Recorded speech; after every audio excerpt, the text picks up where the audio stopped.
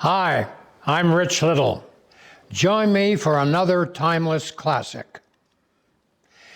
Experience the brilliance of Frank Capra's Meet John Doe, a powerful 1941 drama that explores the themes of hope, integrity, and the influence of media.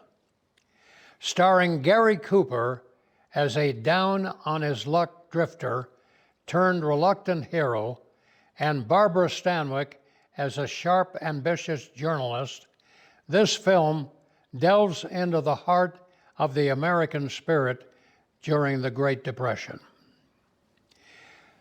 When a newspaper stunt spirals into a nationwide movement, John Doe becomes a symbol of the common man's voice against corruption and injustice.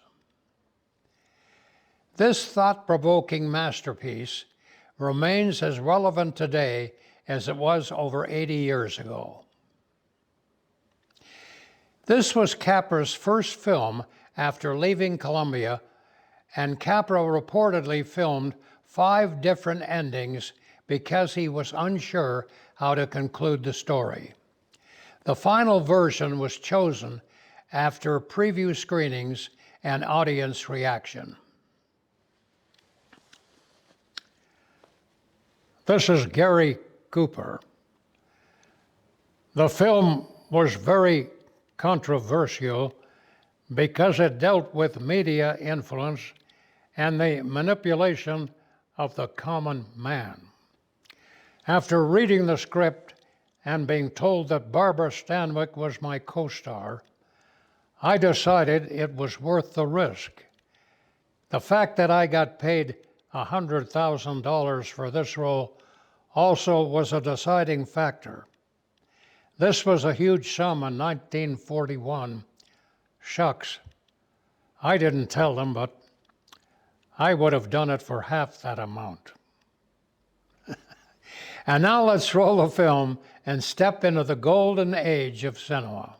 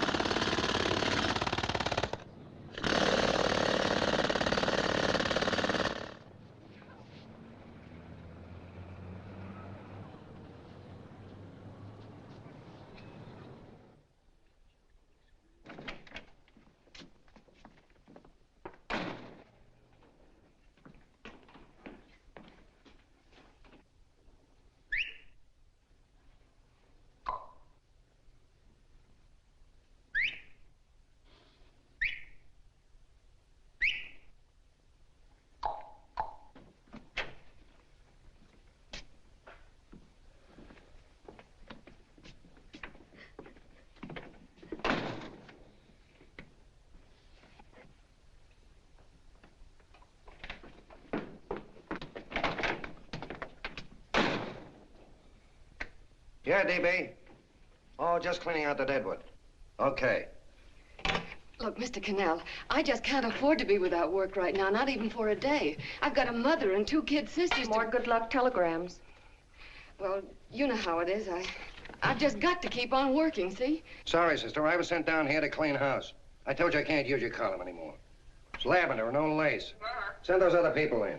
I'll tell you what I'll do. I get $30 a week. I'll take 25, 20 if necessary. I'll do anything you say. It isn't the money. We're after circulation. What we need is fireworks.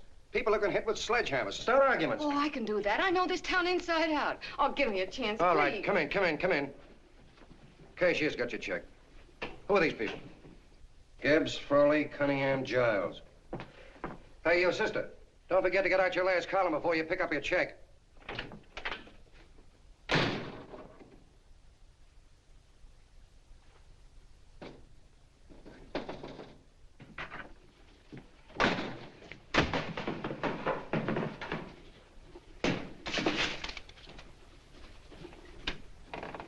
You're a couple of sticks shy in your column, man. Big rich slob like D.B. Norton buys a paper and 40 heads are chopped off. Did you get it, too? Yeah. You too? Oh, Joe. Oh, I'm sorry, darling. Why don't we tear the building down? Before you do, Ann, perhaps you'd better finish this column. Yeah, lavender and old lace. Wait, Joe. Wait. Wants fireworks, huh? Okay.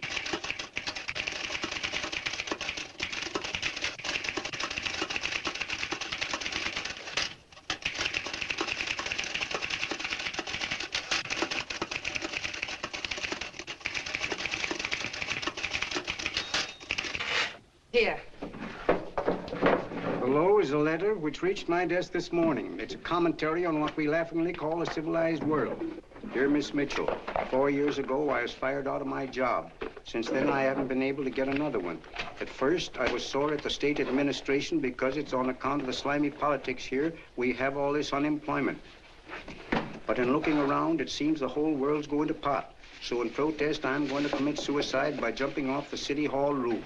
Signed, a disgusted American citizen, John Doe. Editor's note, if you ask this column, the wrong people are jumping off the roofs. Hey, Ann, this is the old Fakeroo, isn't it? Never mind that, Joe. Go ahead. Sorry,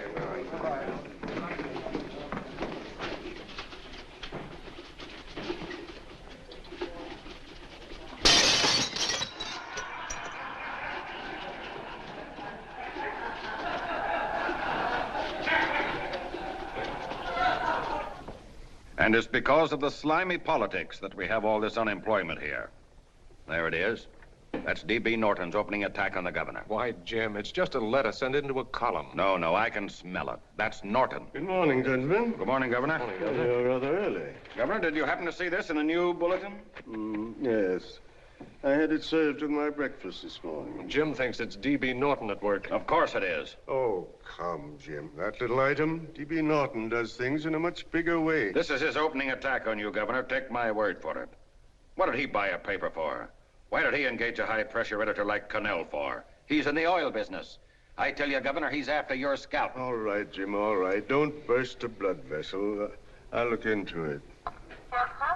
Will you get me Spencer of the Daily Chronicle, please? Yes, I saw it, Governor. If you ask me, that's a phony letter. Why, that gag has got whiskers on it. Okay, I'll get the mayor and maybe the Chamber of Commerce to go after them. Get Mayor Lovett on the phone. Sorry, the mayor's busy on the other phone. Yes, I know, Mrs. Brewster. It's a terrible reflection on our city. I've had a dozen calls already. Spencer of the Chronicle. Hold him. Just a minute. Yes, Mrs. Brewster. I'm listening. I insist that this John Doe man be found and given a job at once. Now, if something isn't done about it, I'll call out the whole auxiliary. Yes, and the junior auxiliary, too. We'll hold a meeting and see that it is. Yes, Spencer? So Who? The governor? Well, what about me? It's my building he's jumping off of, and I'm up for re-election, too. What are you doing? Get Connell at the bulletin. Why, he's liable to go right past my window. Get me Connell. What was that? What? Out the window. Something just flew by. I didn't see anything. Well, don't stand there, you idiot. Go and look. Open the window. Oh, why did he have to pick on my building? Is there a crowd in the street? No, sir. Then maybe he's caught on a ledge. Look again.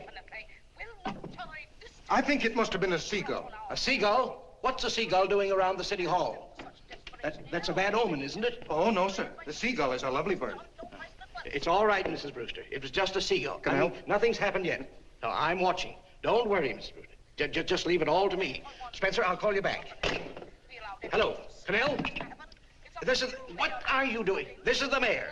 Yes, Mayor Lovett. How many times are you going to call me? I've got everybody and his brother and sister out looking for him. Did you see the box I'm running?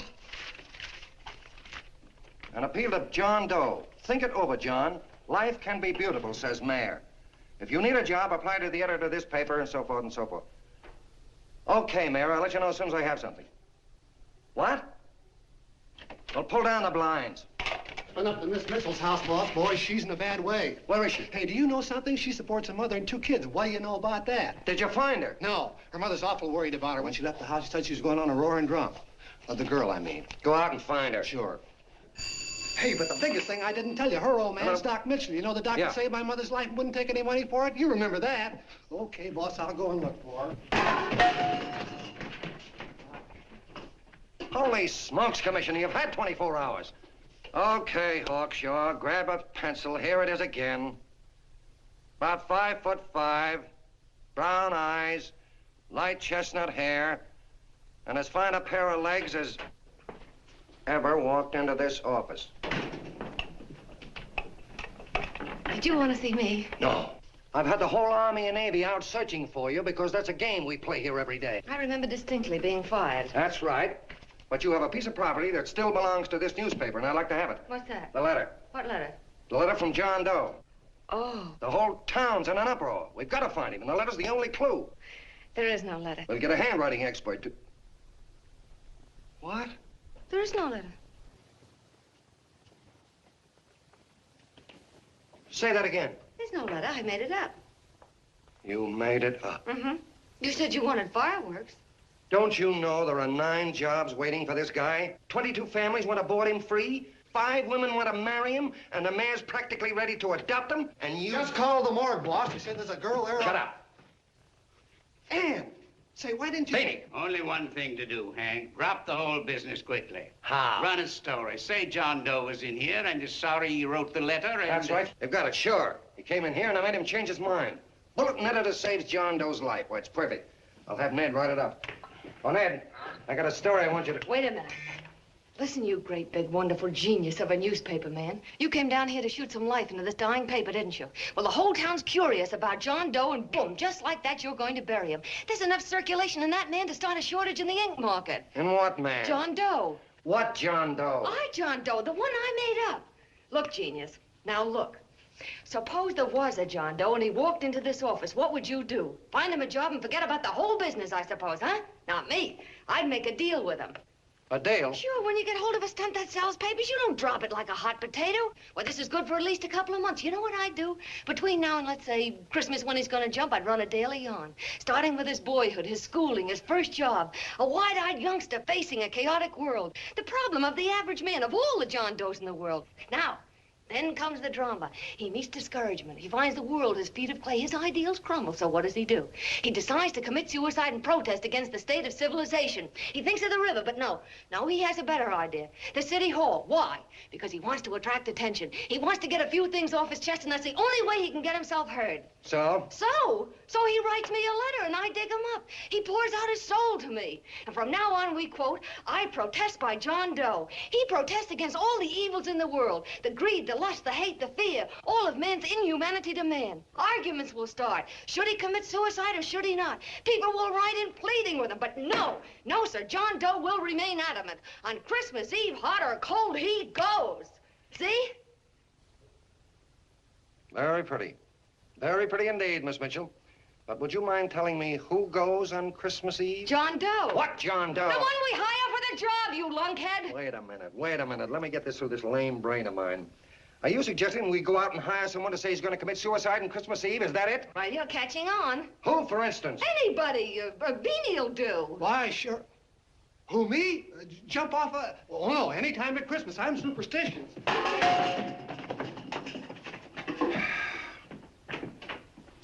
Miss Bishop, do me a favor. Will you go on out and get married and have a lot of babies, but stay out of newspaper business. Better get that story in, Hank. It's getting late. You're supposed to be a smart guy. If it was raining $100 bills, you'd be out looking for a dime you lost someplace. Holy smokes, wasting my time listening to this mad woman? Look, Chief, look at the Chronicle. It's running on John Doe. They say it's a fake. Why, the no good the John Doe story, amateur journalism. It's palpably phony. It's a wonder anyone is taking it serious. What do you think of those guys? That's fine. That's fine. Now fall right into their laps. Go ahead. Say John Doe walked in and called the whole thing off. You know what that's going to sound like on top of this. That's all, Ned. Thank you. All right. Amateur journalism, huh? Why, that bunch of sophomores, I can teach them more about... Hey, boss, get a load of this. What? Look. What do they want? They all say they wrote the John Doe letter. Oh, they all wrote the letter. Tell them all to wait. Look, Mr. Cannell, one of those men is your John Doe. They're desperate and will do anything for a cup of coffee. Pick one out and you can make the Chronicle eat their words. I'm beginning to like this. If you ask me, Hank, you're playing around with dynamite. No. The gal's right. We can't let the Chronicle get the laugh on us. We've got to produce a John Doe now. Amateur journalism, huh? I'll show those guys. Sure, and there's no reason for them to find out the truth either, because naturally, I won't say anything. Okay, sister, you get your job back. Plus a bonus. What bonus? Or the bonus of $1,000 the Chronicle was going to pay me for this little document. You'll find it says that I, Ann Mitchell, hereby certify that the John Doe letter was created by me. I can read. Sorry. You think this is worth $1,000, do you? Oh, the Chronicle would consider it dirt cheap. Packs everything, including a gun. Okay, sister, you got yourself a deal. Now let's take a look at the candidates. The one we pick has got to be the typical average man. Typical American that can keep his mouth shut. Show me an American who can keep his mouth shut and I'll eat him. Okay, Beanie, bring him in one at a time.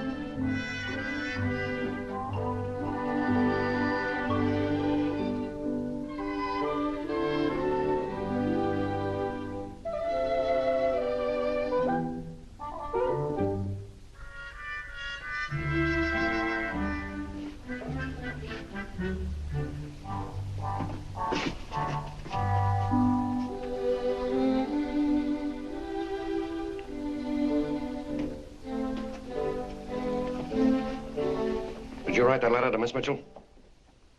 No, I didn't. What are you doing up here, then?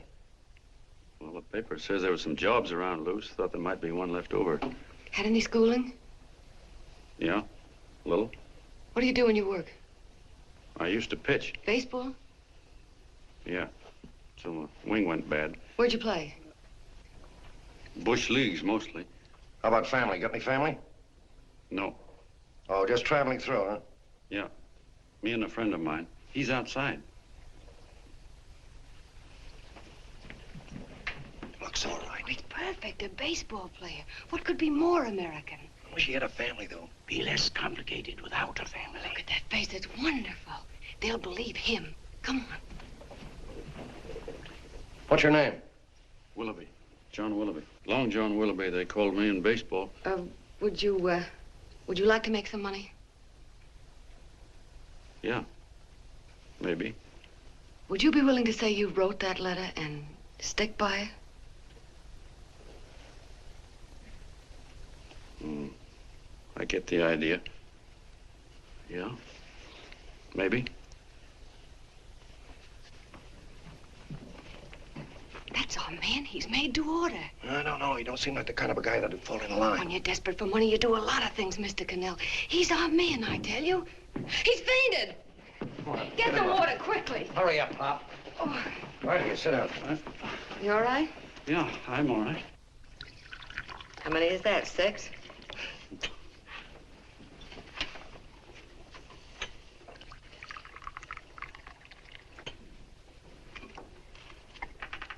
Pretty hungry, weren't you?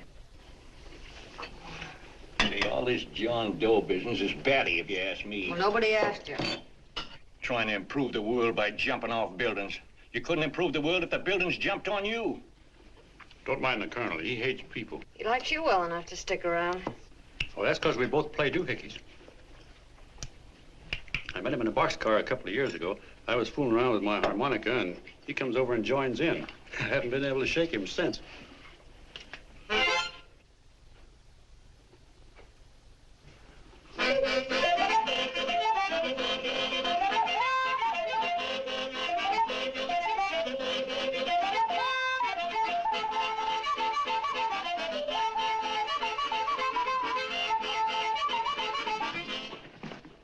Here he is. No, you can't take pictures of him like that, eating a sandwich and with a beard. But he's going to jump off a building. Yes, but not because he's out of a job. That's not news. This man's going to jump as a matter of principle. Well, maybe you're right. We'll clean him up and put him in a hotel room under bodyguards. We'll make a mystery out of him. Did you speak to Mr. Norton? Thinks it's terrific. Says for us to go the limit. Wants us to build a bonfire under every big shot in the state. Oh, swell. Is that the contract? Yeah. What's he doing here? Friend of his. They play duets together. Duets? But can we trust him? Oh. I trust him. Oh, you trusted me. Well, that's fine. I suppose he trusts you, too. Oh, stop worrying. He's all right. Okay, but we don't want more than a couple of hundred people in on this thing. Now, the first thing I want is an exact copy of the John Doe letter in your own handwriting. I've got it already. Here. No, that's fine. Now, I want you to sign this agreement. It gives us an exclusive story under your name, day by day, from now until Christmas. On December 26th, you get one railroad ticket out of town. And the bulletin agrees to pay to have your arm fixed. That's what you want, isn't it? Yeah, but it's got to be by Bonesetter Brown. Okay, Bonesetter Brown goes. Here, sign it. Meanwhile, here's $50 spending money. That's fine. Beanie? Yes, boss. Take charge of him. Get him a suite at the Imperial and hire some bodyguards. Yeah, and some new clothes, Beanie. You think we better have him deloused? Yeah. Both of them? Yes, both of them, but don't let them out of your sight. Hey, Beanie, gray suit, huh? Yeah. Okay, fellas.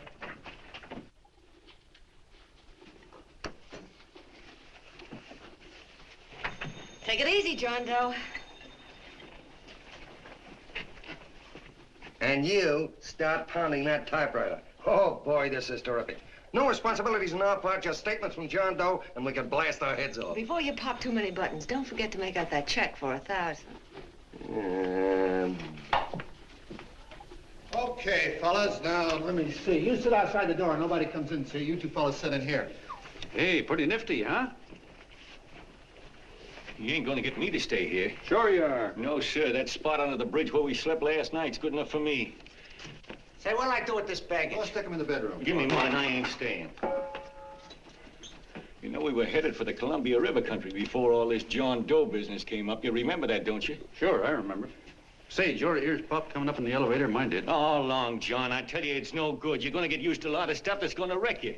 Why, that $50 in your pocket's beginning to show up on you already. And don't pull that on me, neither. Stop worrying, Colonel. I'm going to get my arm fixed out of this. Hey, here's some cigars the boss sent us. Have one. Hey, Help cigars. yourself. No.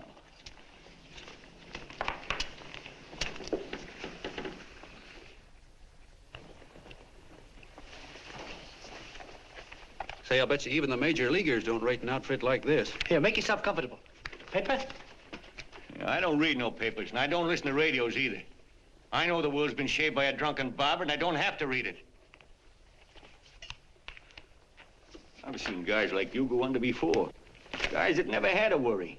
Then they got a hold of some dough and went goofy. The first thing that happens Hey, to did a you guy... get a load of the bedroom?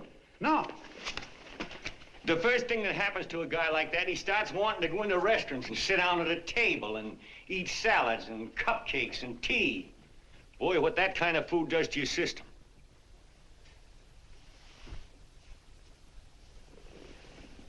The next thing the dope wants is a room. Yes, sir, a room with steam heat and curtains and rugs. And before you know it, he's all softened up and he can't sleep unless he has a bed. Hey, stop worrying, Colonel. $50 ain't gonna ruin me. I've seen plenty of fellas start out with $50 and wind up with a bank account. Hey, what's the matter with the bank account anyway? And let me tell you, Long John, when you become a guy with a bank account, they got you. Yes, sir, they got you. Who's got him? The helots. Who? Hey, there's the City Hall tower I was supposed to jump off of. It's even higher than this. Who's got him? The helots. Woo! Hey, wait a minute. You're not supposed to jump on Christmas Eve. Do you want to get me in a jam? If it's going to get you in the jam, we'll do you a favor. I won't jump. And when they got you, you got no more chance than a road rabbit. Hey, who'd you say was gonna get him? Say, is this one of those places where you ring if you want something? Yeah, just use the phone. Boy, I've always wanted to do this. Hey, Doc, look. Look, Doc. Give me that again, will you? Who's gonna get him? The helots. Who are they? Listen, sucker, you ever been broke? Sure, mostly often. All right. You're walking along. Not a nickel in your jeans. You're free as the wind. Nobody bothers you. Hundreds of people pass you by in every line of business. Shoes, hats, automobiles, radios, furniture, everything. And they're all nice, lovable people. And they let you alone. Is that right? Then you get a hold of some dough, and what happens? All those nice, sweet, lovable people become helots. A lot of heels. They begin creeping up on you, trying to sell you something. They get long claws, and they get a stranglehold on you. And you squirm, and you duck, and you holler, and you try to push them away, but you haven't got a chance. They got you.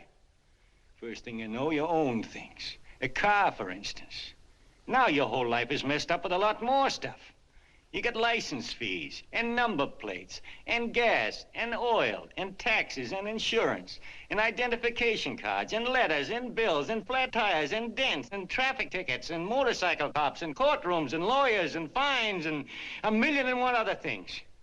And what happens? You're not the free and happy guy you used to be.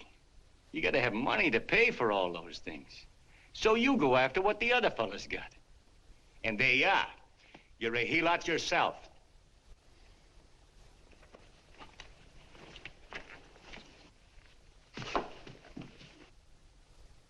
You win, Colonel. Here, take the 50.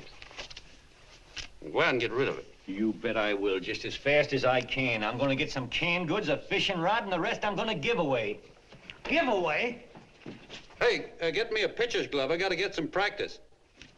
Say, he's giving it away. I'm gonna get me some of that. Hey, come back here, you helot. Well, you send up 5 hamburgers with all the trimmings, 5 chocolate ice cream sodas, and 5 pieces of apple pie. No, apple with cheese.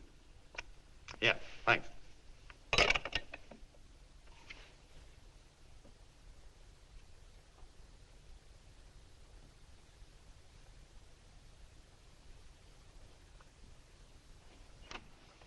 Hello there.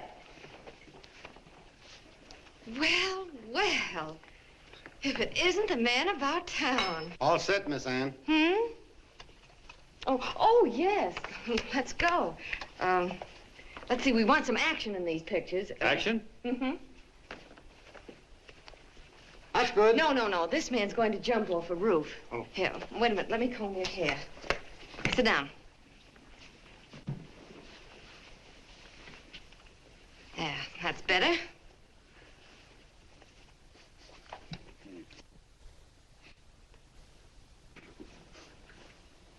You know, he's got a nice face, hasn't he? Yeah, he's pretty.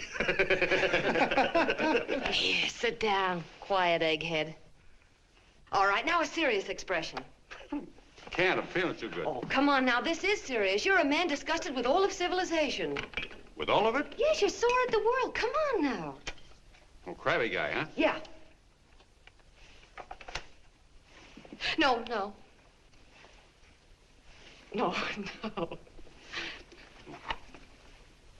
No, look. You don't have to smell the world. Well, all those guys in the Never picture mind those guys. All right, stand up.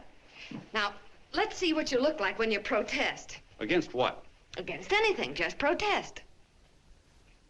You got me. Oh, look, I'm the umpire, and you just cut the heart of the plate with your fast one, and I called it a ball. What would you do? Oh, you did, huh? Yeah. Why can't you call him right, you boneheaded... Grab it, Eddie, grab it!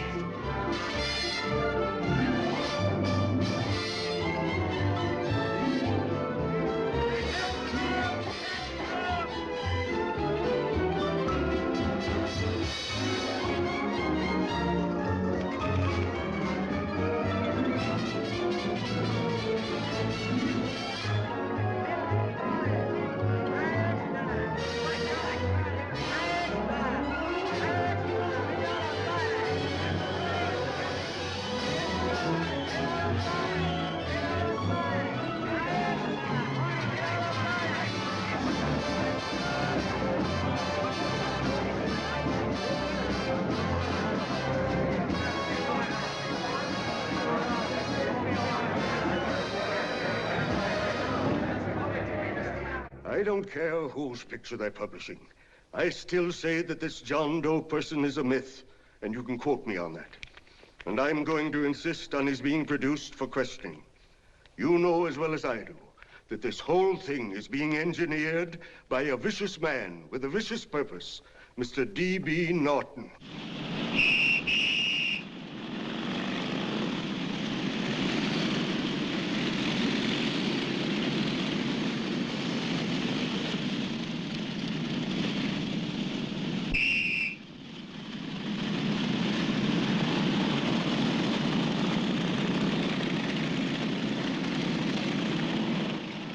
And Miss Mitchell are at the house, sir. Oh, they are?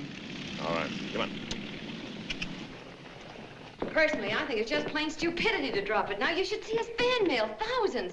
Why, it's going over like a house afire. What are you afraid of, Canal? It's doubled our circulation. Yeah, but it's got everybody sore. Ads are being pulled. The governor's starting a libel suit. What's more, they all know John Doe's a phony, and they insist on seeing Well, what about it? Let them see him. We'll go on one better. They can also hear him. You own a radio station, Mr. Norton. Why not put him on the air? Watch out for this damn DB. She'll drive you batty. Oh, Look, we can't let him get to this Bush League pitcher and start pumping him. Good night.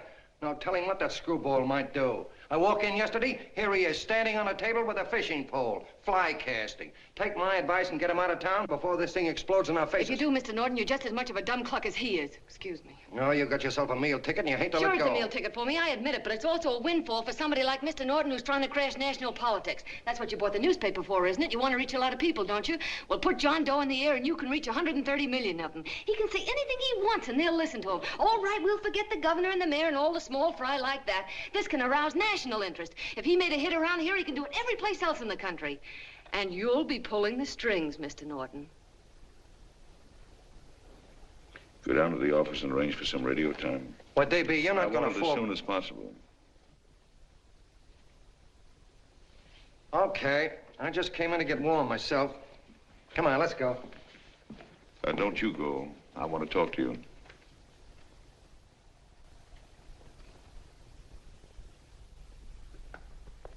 Sit down.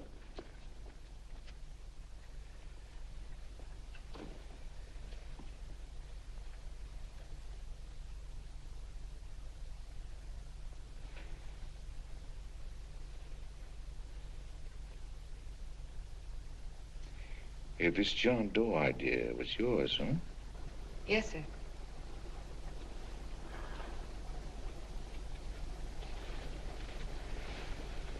How much money do you get? $30. $30. Well, what are you after? I mean, what do you want? A journalistic career? Money. Money? Well, I'm glad to hear somebody admit it. Do you suppose you could write a radio speech that would put that fellow over? Oh, I'm sure I can. Do it, and I'll give you $100 a week. $100? That's only the beginning. You play your cards right, and you'll never have to worry about money again. Oh, I knew it. Hello. Hello. Whenever there's a pretty woman around. This is my nephew, Ted Sheldon, Miss Mitchell. How do you do? How do you do? All right, Casanova, I'll give you a break. See that Miss Mitchell gets a car to take her home. Always reading my mind, aren't you? Thank you very much for everything. And Miss Mitchell, I think from now on you'd better work directly with me. Yes, sir.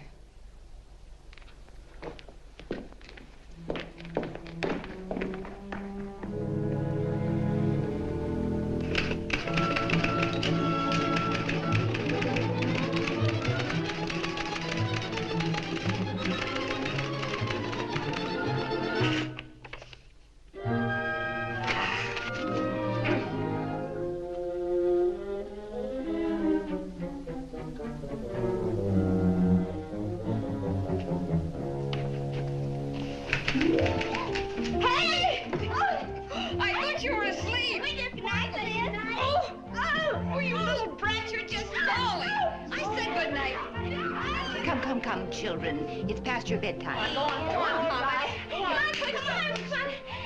Come on. Now, pooch off Stick your fork through me. I'm done. I'll never get this speech right. Oh, yes, you will, Ann, dear. You're very clever. Yeah, I know. What are you looking for? Your purse. I need $10. What for? I gave you 50 just the other day. Yes, I know, dear, but Mrs. Burke had her baby yesterday. 9 pounds. And there wasn't a thing in the house. And then the community chest lady came. And the 50's all gone, huh? Who's the 10 for? The Websters. The Websters. You remember those lovely people your father used to take care of. I thought I'd buy them some groceries. Oh, Anne, dear, it's a shame those You're poor... marvelous, Ma. You're just like Father used to be. Do you realize a couple of weeks ago we didn't have enough to eat ourselves? Well, yes, I know, dear, but these people are in such need. And we have plenty now. If you're thinking of that $1,000, forget it. It's practically all gone. We owed everybody in town. Now, you just gotta stop giving all your money away. Oh, Anne, dear. Oh, I'm sorry, Ma. Oh, don't pay any attention to me. I guess I'm just upset about all this. Gee whiz, here I am with a great opportunity to get somewhere, to give us security for once in our lives, and I'm stuck. If I could put this over, your Mrs. Burke can have 6 babies. You mean this speech you're writing? Yeah, I don't know. I simply can't get it to gel. I created somebody who's going to give up his life for a principle. Hundreds of thousands of people are going to listen to him over the radio. And unless he says something that's sensational, it's just no good. Well, honey, of course, I don't know what kind of a speech you're trying to write, but judging from the samples I've read, I don't think anybody will listen. What? Darling, there's so many complaining political speeches. People are tired of hearing nothing but doom and despair on the radio. If you're going to have him say anything, why don't you let him say something simple and real, something with hope in it? If your father were alive, he'd know what to say. Oh, yeah. Father certainly would. Wait a minute.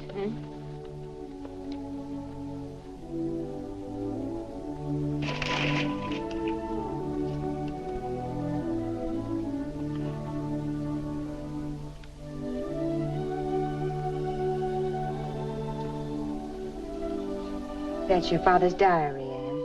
Father's... I never knew he had a diary. There's enough in it for 100 speeches.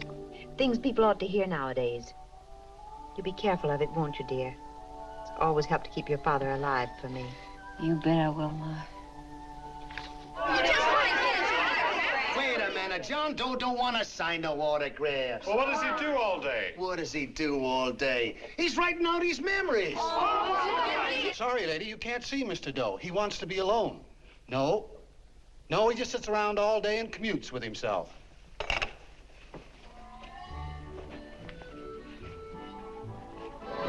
Boom!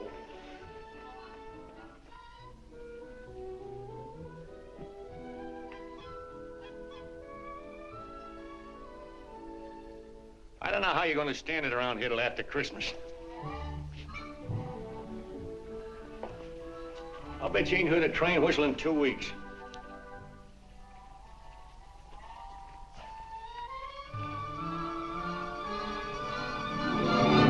Steam right!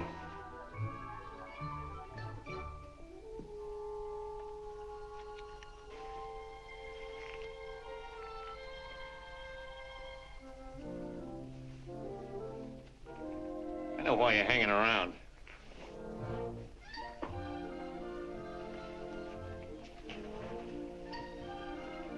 You're stuck on the girl. That's all a guy needs is to get hooked up with a woman.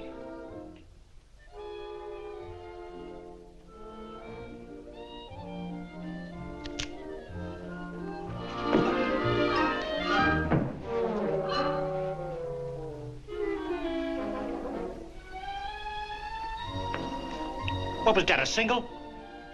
First baseman dropped the ball. Butterfingers. Tough luck, pal.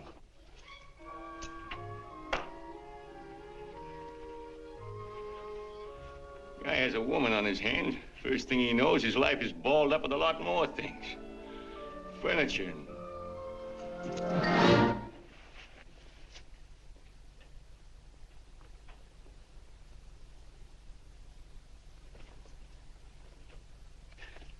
Did you get him? You're out. Swell. What's this, the end of the 8th? 9th.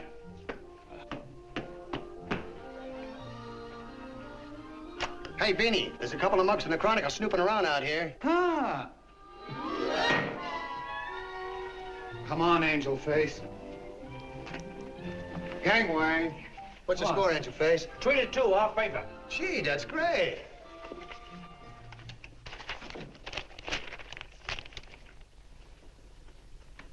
Hey, you got swell form there. Must have been a pretty good pitcher. Pretty good. Say, I was just about ready for the major leagues when I chipped a bone in my elbow. I got it pitching a 19-inning game. 19? Yeah. There was a major league scout there watching me, too. And he came down after a game of the contract. You know what? I couldn't lift my arm to sign it. I'll be okay, though, as soon as I get it fixed up. It's too bad. What do you mean, too bad? Huh? Oh, that you'll never be able to play again. What are you talking about? I just told you I was going to get Well, you know how they are in baseball if a guy's mixed up in a racket. Racket? What do you mean? Well, I was just thinking about this John Doe business. Why, as soon as it comes out it's all a fake, you'll be washed up in baseball, won't you? Yeah. Pretty doggone. I never thought about that.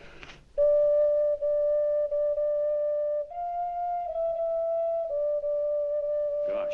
And another thing, what about all the kids in the country? The kids that idolize ball players. What are they gonna think about you? Yeah. Hey, Colonel. Did you hear that? I gotta figure some way out of this thing. The elevators are still running. I know one way you can do it. How? Well, when you get up there on the radio, all you have to do is to say the whole thing's a frame-up. Make you a hero sure as you're born. Yeah, but how am I gonna get my arm fixed? Well, that's a cinch. I know somebody that'll give you $5,000 just to get up on the radio and tell the truth. $5,000? Yeah, $5,000, and he gets it right away. You don't have to wait till Christmas. Look out, Long John. They're closing in on you. Say, who's putting up this dough? Fellow runs the Chronicle. Here's the speech you make, and it's all written out for you. $5,000. Holy mackerel, I can see the helots coming, the whole army of them. It's on the level.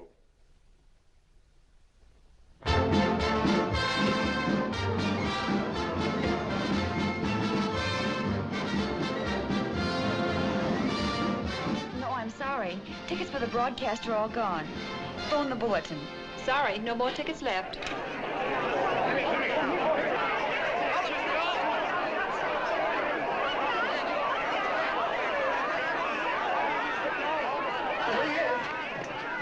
Hello, John. All set for the big night? Swell. Turn around. One moment. Now stand still. Hold it, Mr. Doe. Hold it. Big smile, Mr. Doe. That's swell. Okay, Jeannie, that's All right, all. Take stand him here. out. Come on, let's Now, look, John, here's the speech. It's in caps and double-spaced. You won't have any trouble reading it. Not nervous, are you? No. Of course not. He wouldn't be. Who? John Doe, the one in there. Hey, don't let your knees rattle. It picks up on the mic. Oh, Beanie, you needn't be nervous, John. All you have to remember is to be sincere. Pick up that phone, Miss Mitchell. It's for you. Okay. Hello? Yes, Mother.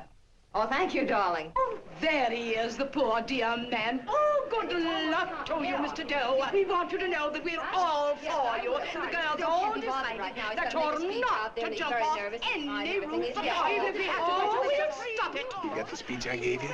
Yeah. Now, look. I'll give this money to the colonel just as soon as you get started. We'll have a car waiting at the side entrance for you. Okay. How'd you get in here? Huh? Oh, I just came in to wish him Come luck. on, out. Mother says good luck, too. John, when you read that speech, please believe every word of it. He's turned out to be a wonderful person, John. Who? John Doe, the one in the speech. Oh. You know something? I've actually fallen in love with him. All right, there he is, sister. Now, come on, plenty of both. What's the idea? No, that's too much. That's not so much. Come on. That's it. Oh, this is no time for cheap publicity, Mr. Cannell. Listen, if that guy lays an egg, I want to get something out of it. I'm getting a Jane Doe ready. Oh, come on. Here. Will you, fellas? Here you Give me a are. All right, chance. that's I enough. have to raise Just one more, will No, you, that's please? fine, honey. You go ahead. After you've been doing. You're very pretty, honey. Go ahead. How you doing? Oh. All right, Benny, bring him in. Holy smoke, a half a helot. There you are, boss, just like you ordered. Symbols of little people. Okay, get him up. All right, young fella. This is ridiculous, Mr. Cannell. Come on, give me a chance. The man's on the air. Come on, shut up. Oh, fellas, I suppose you can have all the pictures you want afterwards. No, come on, afterwards. You can have a... Come on, that's right. Afterwards, you can get all the pictures you want. Thank you very much. Come on, will you? Afterwards, that's right. Come on, Snooks, you better bail out. Okay, goodbye, Mr. Doe. Beanie. All right. Better get ready. 1 minute to go. Wow, 1 minute to go and the score is nothing to nothing. Now, please, John, you won't let me down, will you? Will you? Of course you won't. If you'll just think of yourself as the real John Doe. Listen, everything in that speech are things a certain man believed in. He was my father, John. When he talked, people listened. And they listened to you, too. Funny. You know what my mother said the other night? She said to look into your eyes, that I'd see Father there. Hey, what do you say? Okay, we're coming. Come on. Now, listen, John, you're a pitcher. Now get in there and pitch. Good luck. Give him room, let him through. Come on.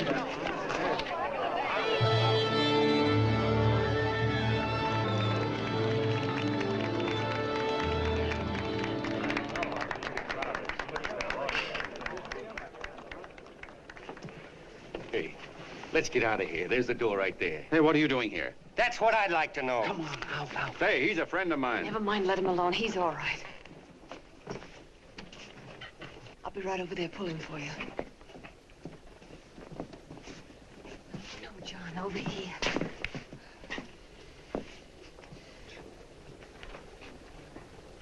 Stand by.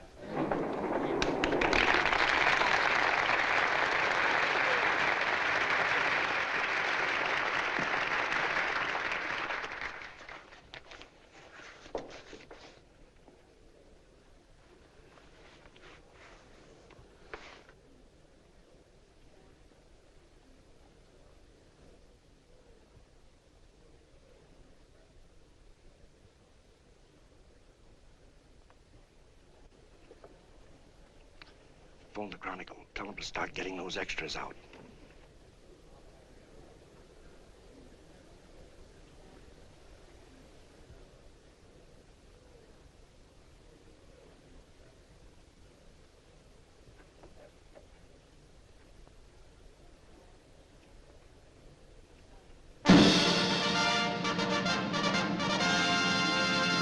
And good evening, ladies and gentlemen. This is Kenneth Fry speaking for the New Bulletin. Tonight we give you something entirely new and different.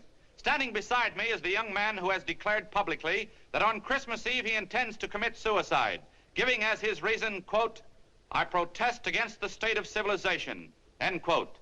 Ladies and gentlemen, the New Bulletin takes pleasure in presenting the man who is fast becoming the most talked of person in the whole country, John Doe.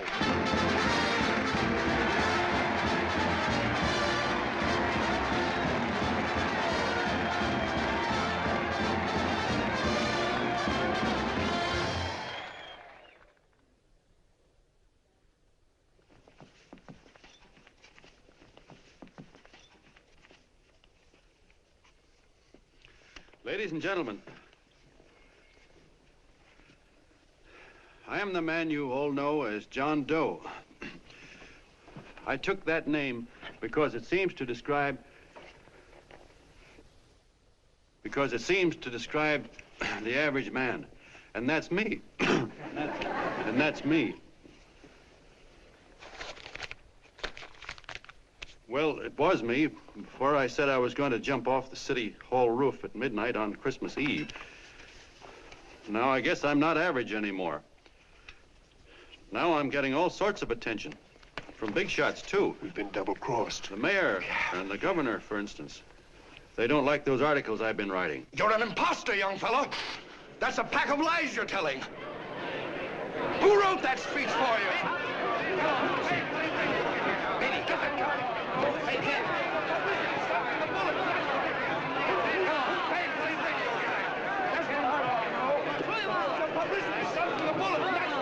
Spencer.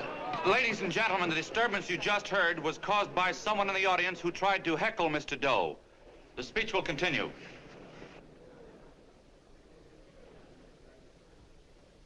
Well, people like the governor and that fellow there can stop worrying.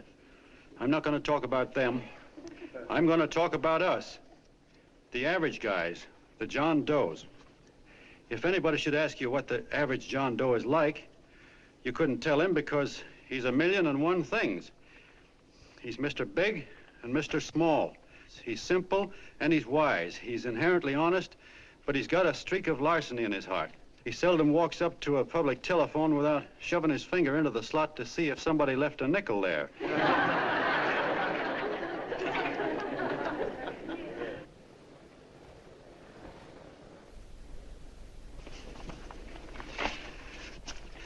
He's the man the ads are written for. He's the feller everybody sells things to. He's Joe Dokes, the world's greatest stooge and the world's greatest strength.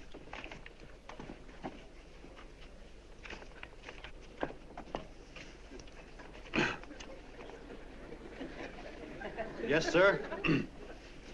Yes, sir, we're a great family, the John Does. We are the meek who are supposed to inherit the earth. You'll find us everywhere. We raise the crops, we dig the mines, work the factories, keep the books, fly the planes, and drive the buses. And when a cop yells, "Stand back there, you," he means us, the John Does. Well, what kind of a speech is that? Didn't you read it? We've existed since time began. We built the pyramids. We saw Christ crucified, pulled the oars for Roman emperors, sailed the boats for Columbus, retreated from Moscow with Napoleon, and froze with Washington at Valley Forge. Yes, sir. We've been in there dodging left hooks since before history began to walk.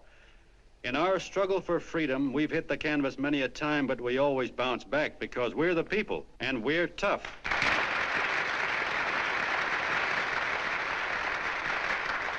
They've started a lot of talk about free people going soft, that we can't take it. That's a lot of hooey. A free people can beat the world at anything, from war to tiddlywinks, if we all pull in the same direction.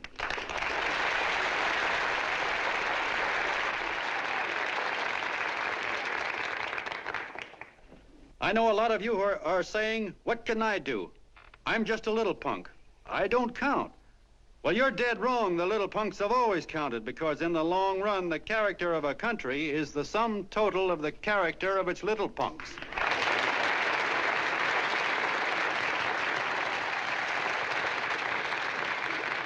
But we've all got to get in there and pitch. We can't win the old ball game unless we have teamwork. And that's where every John Doe comes in. It's up to him to get together with his teammate. And your teammate, my friends, is the guy next door to you. Your neighbor. He's a terribly important guy, that guy next door. You're going to need him, and he's going to need you, so look him up. If he's sick, call on him. If he's hungry, feed him. If he's out of a job, find him one. To most of you, your neighbor is a stranger, a guy with a barking dog and a high fence around him. Now, you can't be a stranger to any guy that's on your own team. So tear down the fence that separates you. Tear down the fence, and you'll tear down a lot of hates and prejudices. Tear down all the fences in the country, and you'll really have teamwork.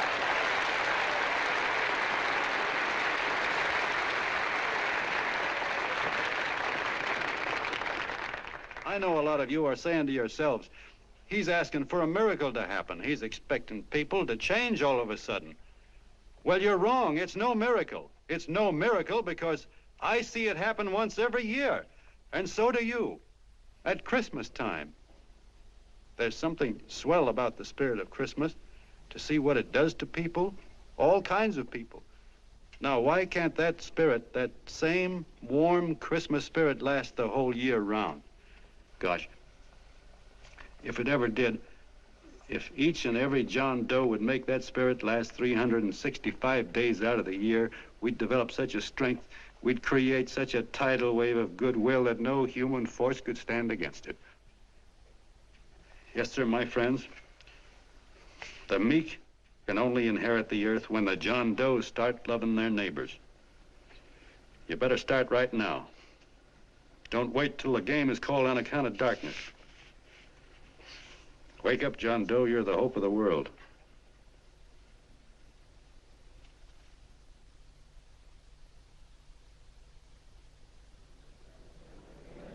John, you were wonderful.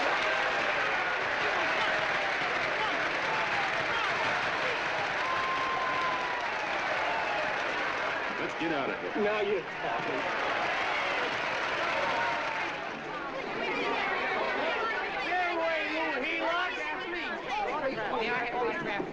Please, hey!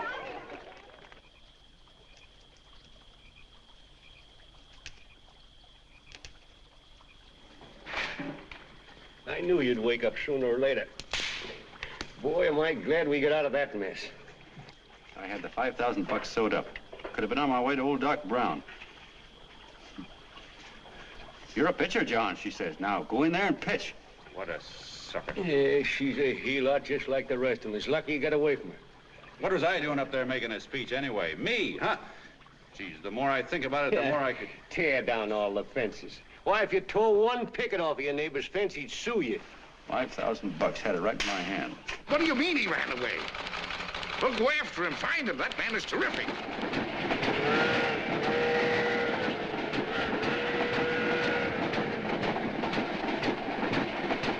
Columbia River, here we come.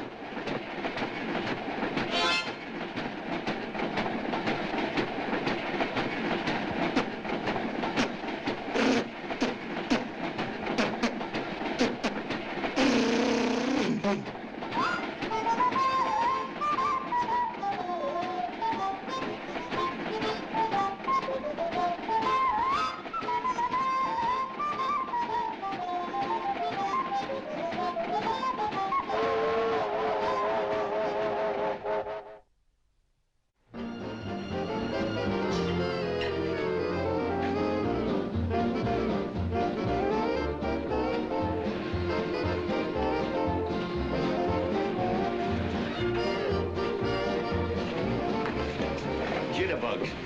Yeah. Hey, how much money we got left?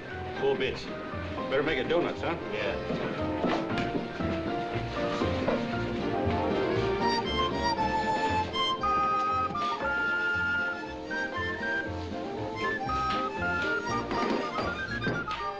What'll it be, gents? Have you got a couple of steaks about that big and about that thick? Yeah, with hash brown potatoes and tomatoes and apple pie and ice cream and coffee. And donuts, I know.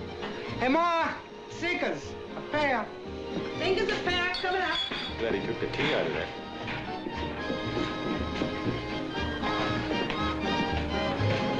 Hey, look. Join the John Doe Club. John Doe Club.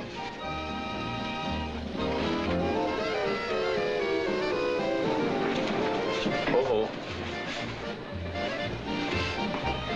You John Doe? Who? John Doe. Ah, you need glasses, buddy. Oh, but gee, it's a spitting image of John Doe. Yeah, but his name is Willoughby. Oh, I'm John Willoughby. I'm a baseball player. Sure. Oh, no, I'd know that voice anyway. You can't kid me. You John Doe. Hey, Ma! Ma! That's John Doe. John Doe. Yeah, sitting right there, big as life. Who'd you say it was? John Doe, the big guy there. Pictures in the paper. That's John Guy. John Doe. John Doe. Sitting right there, John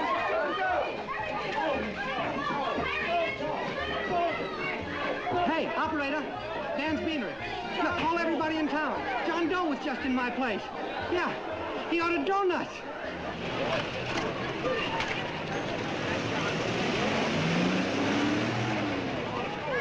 John Doe. Hey, John Doe.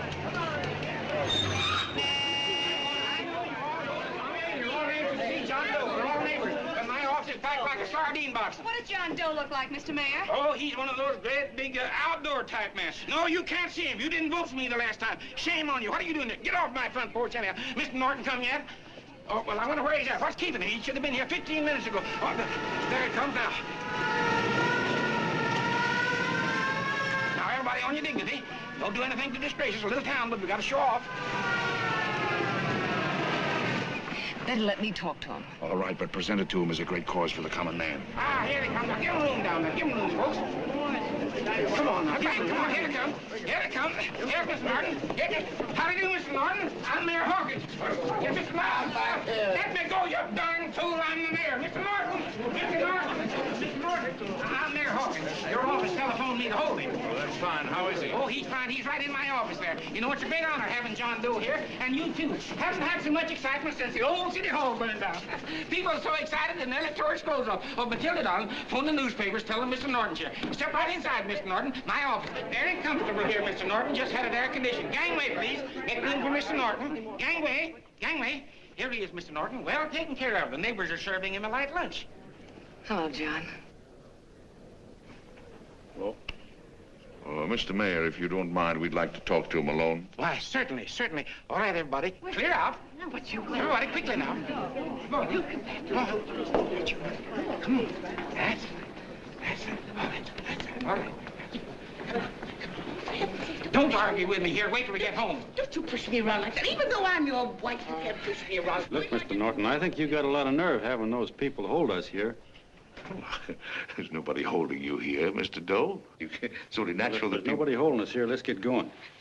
Incidentally, my name isn't Doe, it's Willoughby. Look, John, something terribly important's happened. They're forming John Doe clubs. We know of 8 already, and they say that there's John Doe clubs? What for?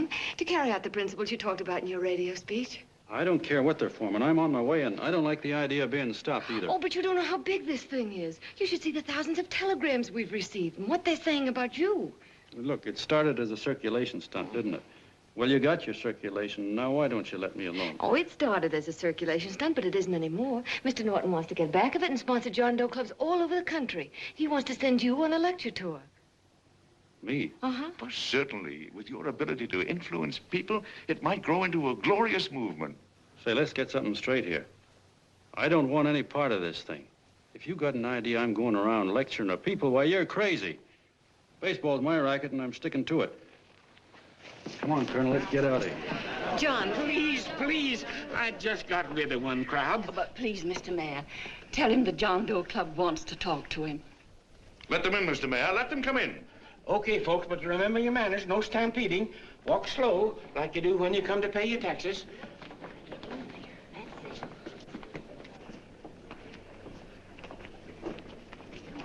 Okay. All right, give me a chance. Come right in. My name's Bert Hansen, Mr. Doe. I'm the head soda jerker at Schwabacker's drugstore. Well, sir, you see, me and my wife, we heard your broadcast, and we got quite a bang out of it, especially my wife. Kept me up half the night saying, that man's right, honey. The trouble with the world is nobody gives a hoot about his neighbor. That's why everybody in town's sore and cranky at each other. And I kept saying, well, that's fine, but how's a guy gonna go around loving the kind of neighbors we got? Old Sourpuss, for instance. You see, Sourpuss Smithers is a guy who lives all alone next door to us. He's a cranky old man that runs a second-hand furniture store. We haven't spoken to him for years. I always figured he was an ornery old gent that hated the world because he was always slamming his garage door and playing the radio so loud he kept half the neighbors up. Well, anyway, the next morning, I'm out watering the lawn, and I look over, and there's Sourpuss on the other side of the hedge straightening out a dent in his fender. And my wife yells to me out the window. She says, go on, speak to him, Bert. And I figured, well, heck, I can't lose anything, so I yelled over to him, good morning, Mr. Smithers. He went right on pounding his fender. Was I burned? So I turned around to give my wife a dirty look, and she said, louder, louder, he didn't hear you. So in a voice you could have heard in the next county, I yelled, good morning, Mr. Smithers. Well, sir, you could have knocked me over with a feather. Old Sourpuss turned around, surprised-like, and he put on a big smile, came over and took my hand like an old lodge brother, and he said, good morning, Hanson. I've been wanting to talk to you for years, only I thought you didn't like me. And then he started chatting away like a happy little kid, and he got so excited his eyes all... Well, Mr. Doe, before we got through, I found out Smithers is a swell egg, only he's pretty deaf, and that accounts for all the noises. And he says it's a shame how little we know about our neighbors. And then he got an idea, and he said, how's about inviting everybody someplace where we can all get together and know each other a little better? Well, I'm feeling so good by this time, I'm ripe for anything, so Smithers goes around the neighborhood inviting everybody to a meeting at the schoolhouse, and I tell everybody that comes in the store, including Mr. Schwabacker, my boss. I'm talking too much.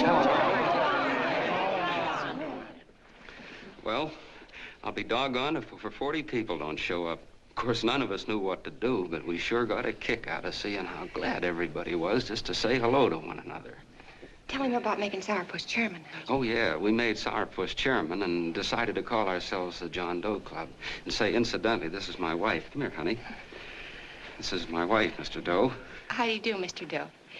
Sourpuss is here, too. Oh, is he? This is Sourpuss, or excuse me, Mr. Smithers, Mr. Doe. That's all right. If you didn't call me Sourpuss, it wouldn't feel natural. Well, anyway, I guess nearly everybody in the neighborhood came except the Delaney's. The Delaney's live in a big house with an iron fence around it, and they always keep their blinds drawn. And we always figured that he was just an old miser that sat back counting his money, so why bother about inviting him? Until Grimes, the milkman, spoke up and he said, say, you've got the Delaney's all wrong. And then he tells us about how they canceled their milk last week and how when he found a note in the bottle, he got kind of curious-like and he sort of peeked in under the blinds and found the house was empty. If you ask me, he says, they're starving. Old man Delaney has been bringing his furniture over to my place at night, one piece at a time, and selling it. Yeah. And, well, sir, a half dozen of us ran over there to fetch him, and we brought him to the meeting. And what a reception they got. Why, everybody shook hands with him and made a fuss over them, and, well, finally, Mr. and Mrs. Delaney just sat right down and cried. And then we started to find out about a lot of other people. Yeah, sure. Well, you know Grubel, for instance. Grubel's here. See? Yeah, that's a... Of course, you don't know Grubel, but he's the man that everybody figured was the worst no-account in the neighborhood because he was living like a hermit and nobody would have anything to do with him. That isn't Little Murphy. The postman told us the truth. Why, Grubel, he says, he lives out of garbage cans because he won't take charity, because it'd ruin his self-respect, he says. Just like you said on the radio, Mr. Doe. Well, sir, about a dozen families got together and gave Grubel a job watering their lawns. Isn't that wonderful? And then we found jobs for 6 other people, and they've all gone off for leave. Yeah, and my boss, Mr. Schwabecker, made a job in his warehouse for old man Delaney. And he gave you that $5 raise. Yeah, wasn't that swell? Why, Bert, I feel slighted. I'd like to join, but nobody asked me. I'm sorry, Mayor, but we voted that no politician could join. Just the John Does of the neighborhood, because you know how politicians are. Well, the reason we wanted to tell you this, Mr. Doe, was just to give you an idea of what you started. And from where I'm sitting, I don't see any sense in you jumping off any building. No. And, well, thank you for listening. Goodbye, Mr. Doe. You're a wonderful man, and it strikes me you can be mighty useful walking around for a while. Hey, goodbye, Mr. Doe. Goodbye, Mr. Doe.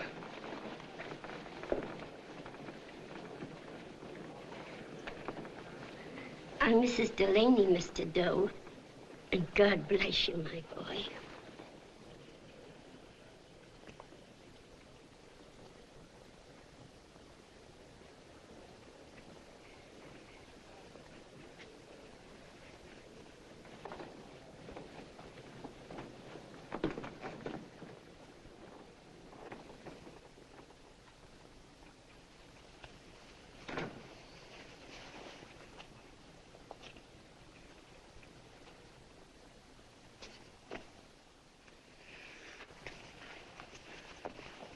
Gee whiz, I'm all mixed up. I don't get it. Look, all those swell people think I'm going to jump off a building or something. I never had any such idea. Gosh. The fellow'd have to be a mighty fine example himself to go around telling other people how to... Say, look, what happened the other night was on account of Miss Mitchell here. She wrote the stuff. Don't you see what a wonderful thing this can be? But we need you, John. You're hooked. I can see that right now. They got you. Well, I'm through. For 3 years, I've been trying to get you up to the Columbia River country. First, it was your glass arm. Then it was the radio. And now it's the John Doe clubs. Well, I ain't waiting another minute. Gangway, you helots. Hey, Colonel, wait a minute. Hey, Colonel! I want you personally to go along with John Doe and Miss Mitchell and handle the press and the radio. Me? Yes, I don't want to take any chances. And Johnson. Yes, Stevie? Your crew will do the mop-up job. They'll follow John Doe into every town, see that the clubs are properly organized and the charters issued. Right. There are only 8 flags up there now. I want to see that map covered before we get through.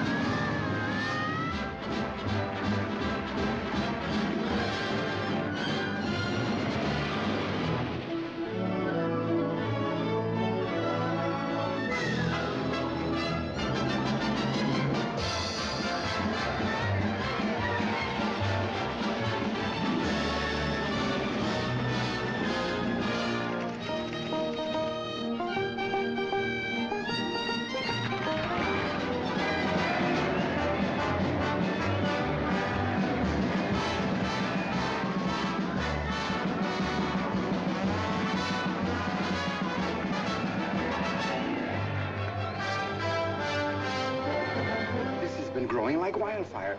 If they made demands, I'd understand it. But the John Does ask for nothing. People are going off relief. If this keeps up, I'll be out of a job. As soon as he gets strong enough, we'll find out what John Doe wants. 30 every Thursday. 60 at 60. Who knows what? I'm sorry, boss. They just won't let anybody talk politics to them. It's crazy. We've got to get to them. They represent millions of voters.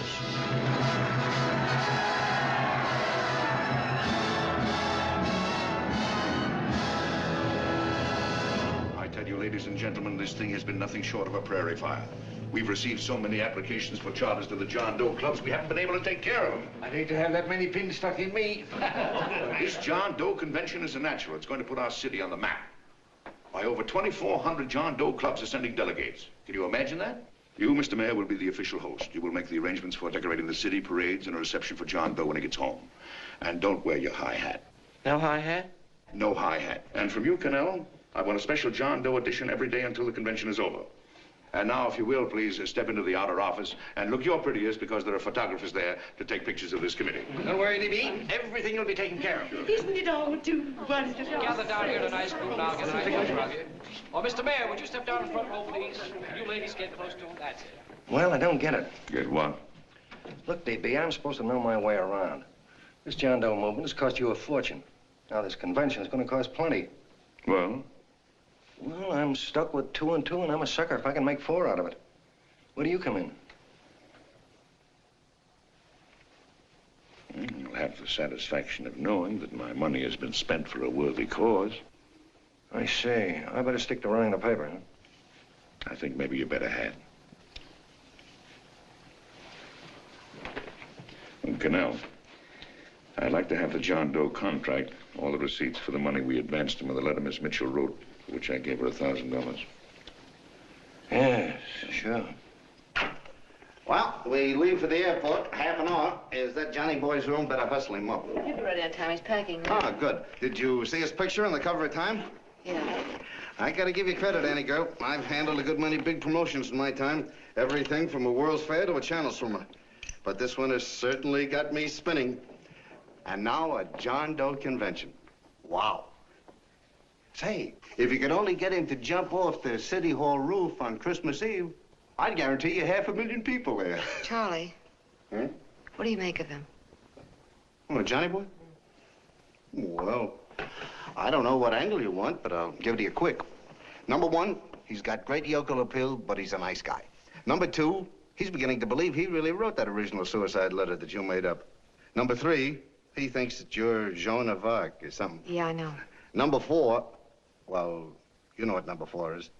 He's nuts about you. Yeah, it's running out of his ears. You left out number 5. We're all heels, me especially. Holy smoke. Come in.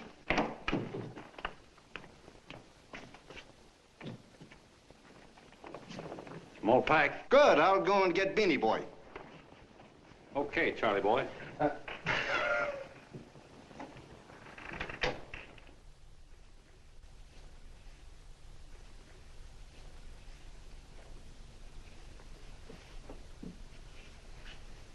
Can I help you pack?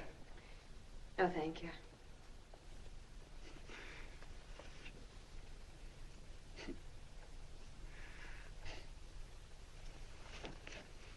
Do you care if I sit down out here? No.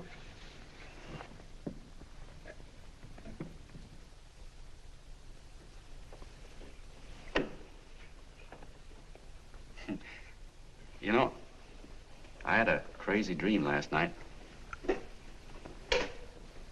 It was about you. About me? Yeah, sure was crazy. I dreamt I was your father.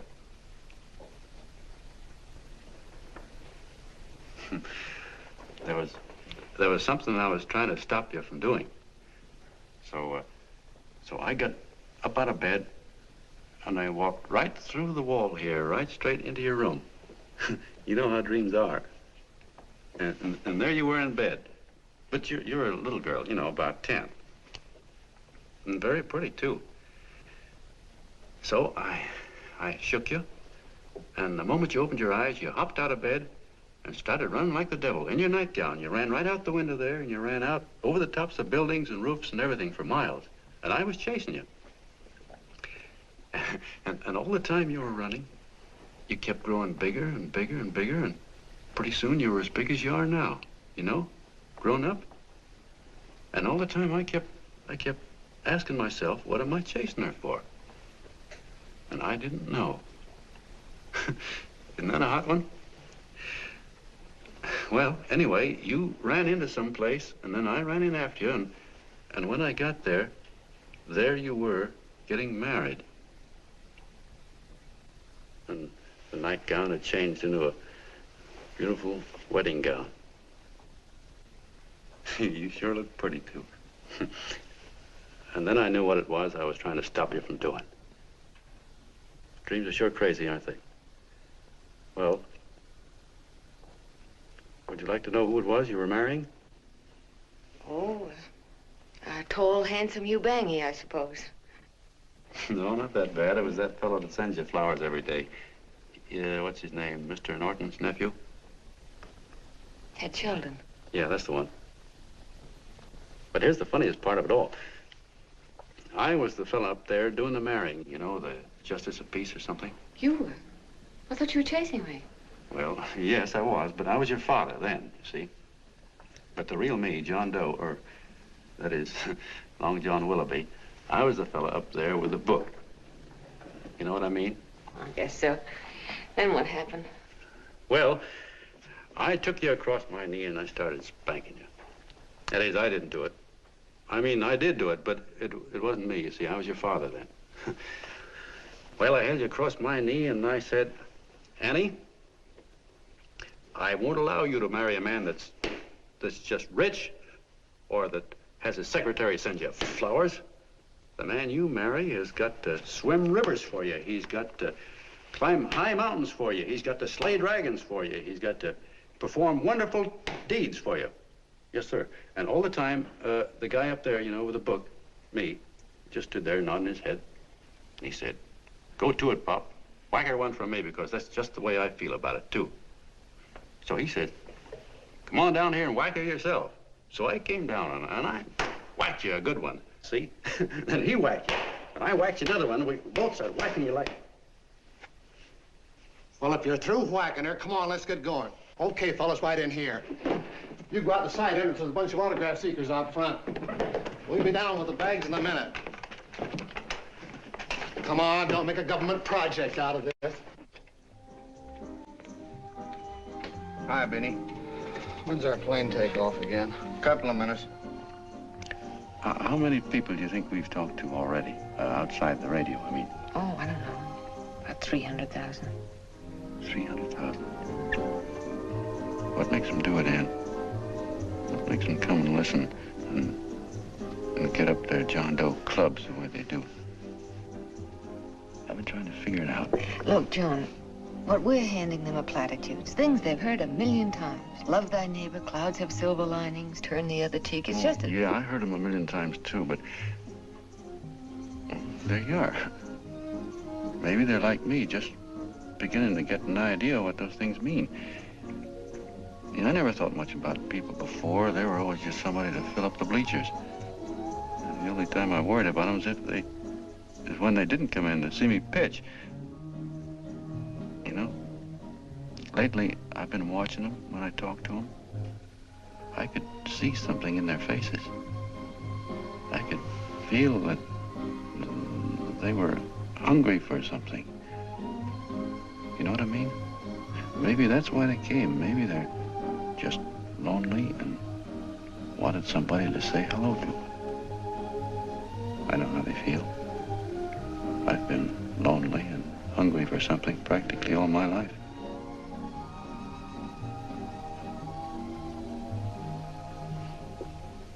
All aboard, folks.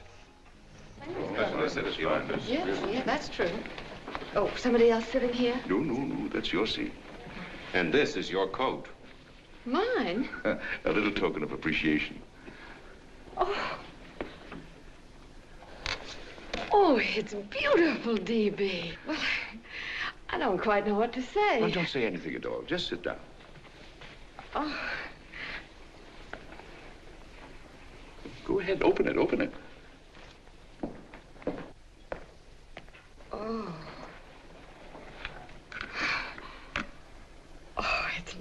Lovely. And a new contract goes with it.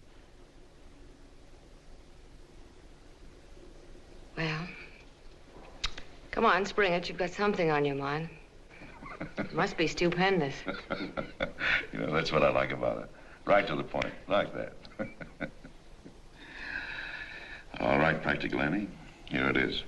Tomorrow night, before a crowd of 15,000 people and talking over a nationwide radio hookup, John Doe will announce the formation of a third party. A third party? Yes, the John Doe Party.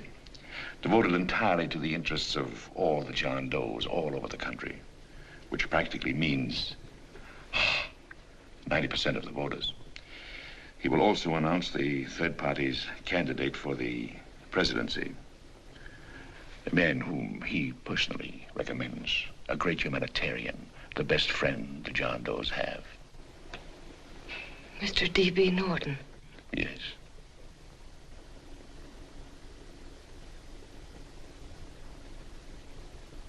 Wow.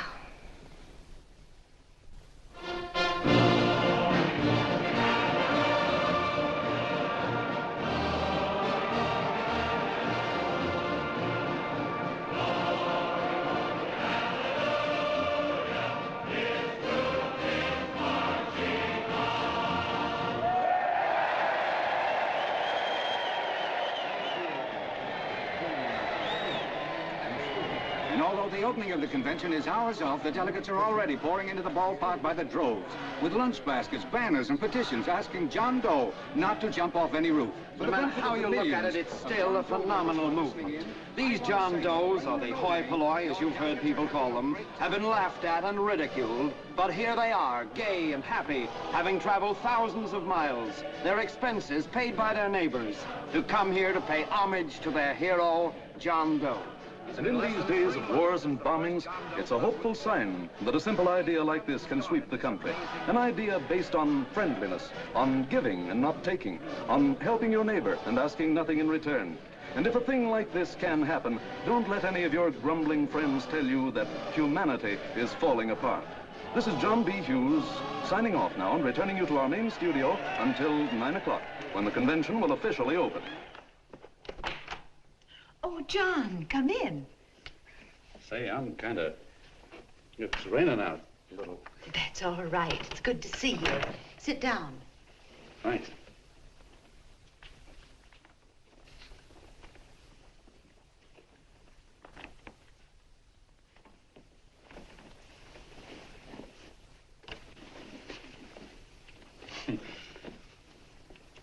It's for Anne. Oh, how nice. Thank you very much. Flowers. I'm terribly sorry she isn't here. She isn't? No, she just left. I'm surprised you didn't run into her. She went over to Mr. Norton's house. Oh.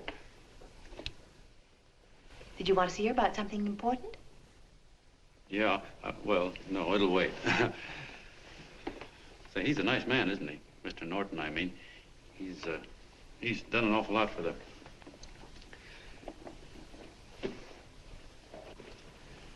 Well, say, my coat's pretty wet. I'm afraid I might have wet the couch a little.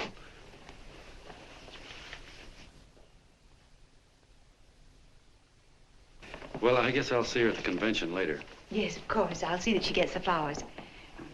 Thanks. Good night, Mrs. Mitchell. Good night, John.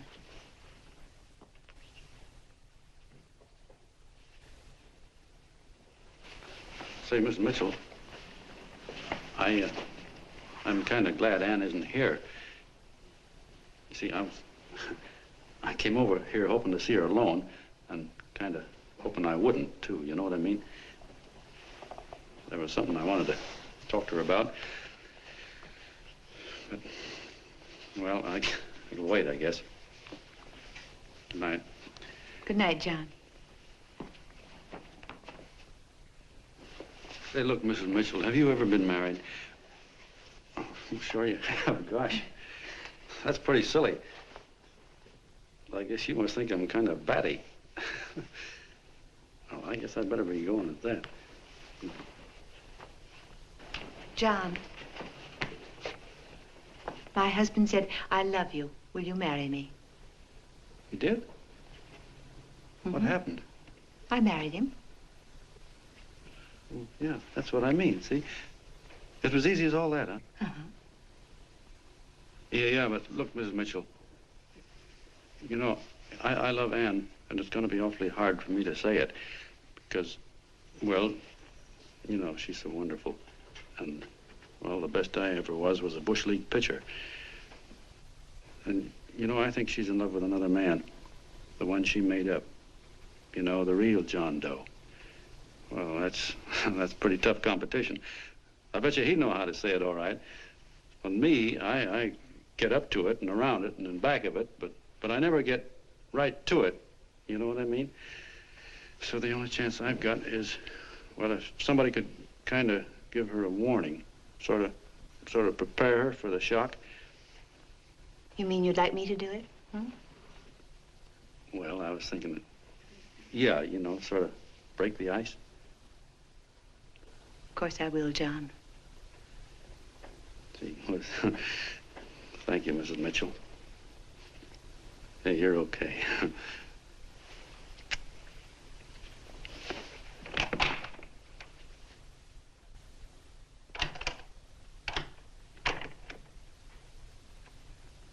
This John Doe meeting is going to be one of the biggest things that ever happened. Why, they're coming from all over. Trains, boxcars, wagons. Oh, look out! Hello, bodyguards. Hey, had your dinner yet? Not yet. Oh, that's all right. Well, look, no, go ahead and have your dinner. Wait a minute, John.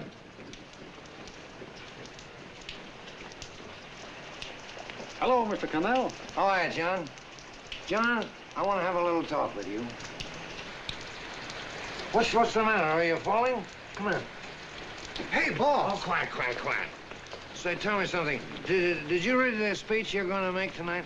No, I never read the speeches before I make them. I get more of a kick out of it that way. Uh-huh. It's just exactly what I thought. Beanie, go on down to the office. Tell Pop to give you the speech. There's a copy on my desk. Gee whiz, boss, you know Mr. Norton told me not to leave him, not even for a minute. Go on. We'll be at Jim's bar up the street. You're a nice guy, John. I like you. You're gentle. I always like gentle people. Me, I'm hard. Hard and tough. I got a use for hard people. Gotta be gentle to suit me. Like you, for instance.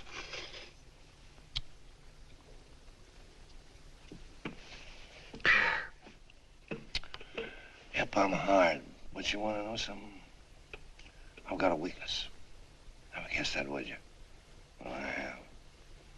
Want to know what it is? Star-Spangled Banner. Screw you, huh? Well, maybe it is, but play the Star-Spangled Banner. I'm a sucker for it. Always gets me right here. Know what I mean? Yeah, it gets me right back here. Oh, back there, huh?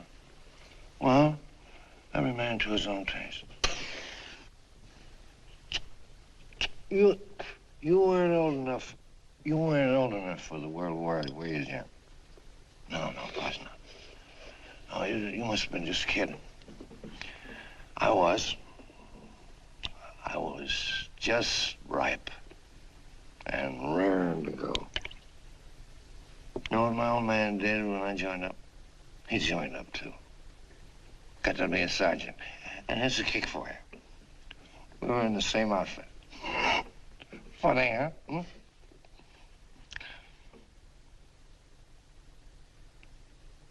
He was killed, John. I saw him get it. I was right there, and I saw it with my own eyes.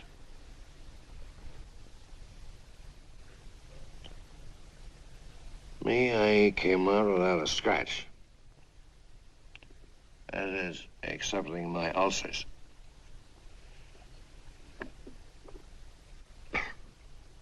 I should be drinking milk, you know. This stuff is poison.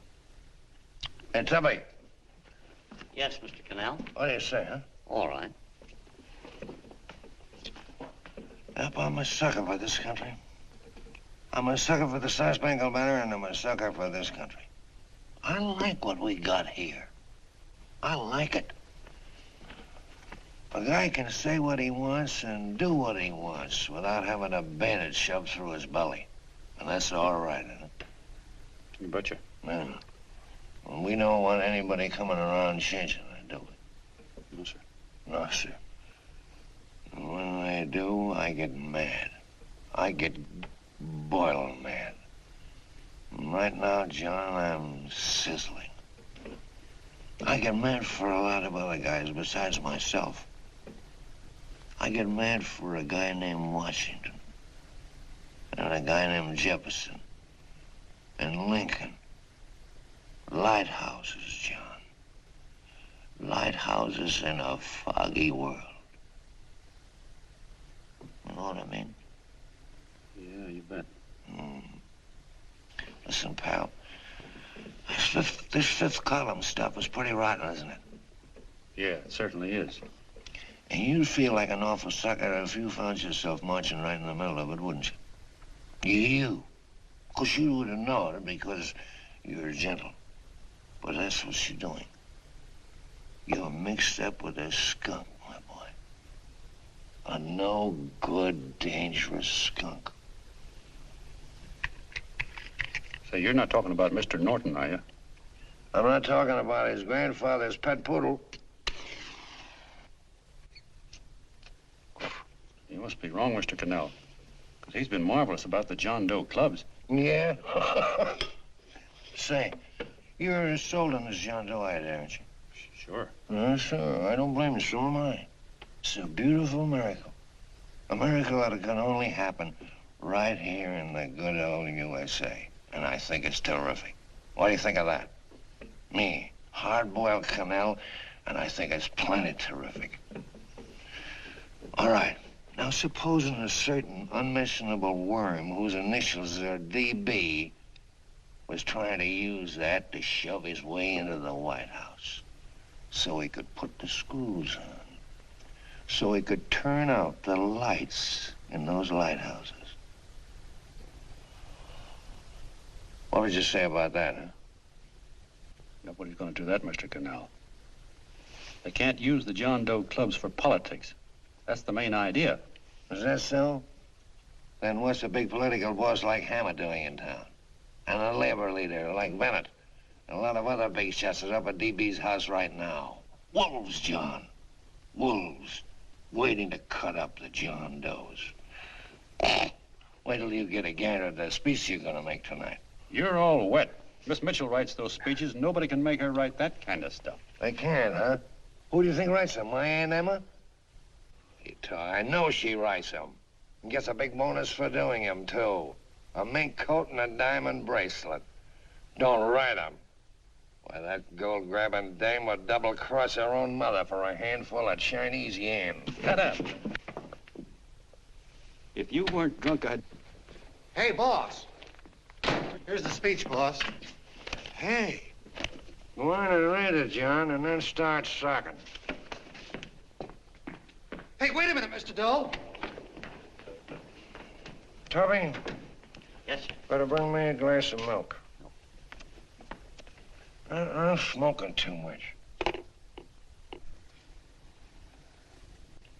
Yes, Charlie? Got everything all set? Fine. John Doe been taken care of? Good. How many people do you think will be there? 15,000? Oh, my, that's fine. Now, listen, Charlie. As soon as John Doe stops talking about me, I want you to start that demonstration. And make it a big one, you understand? Don't worry about that, DB. My boys are there. They'll take care of it. What? Yes, I'll be there 15 minutes after I get your call. Why, Mr. Doe. Where are they? In the dining room, sir.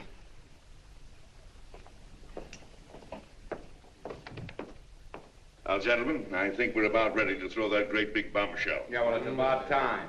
Even a conservative estimate shows that we can count on anywhere between 10 and 20 million John Doe votes. Now, add to that the labor vote that Mr. Bennett will throw in, and the votes controlled by Mr. Hammett and the rest of you gentlemen in your own territories, and nothing can stop us. As I said before, I'm with you, providing you can guarantee the John Doe vote. Don't worry about that.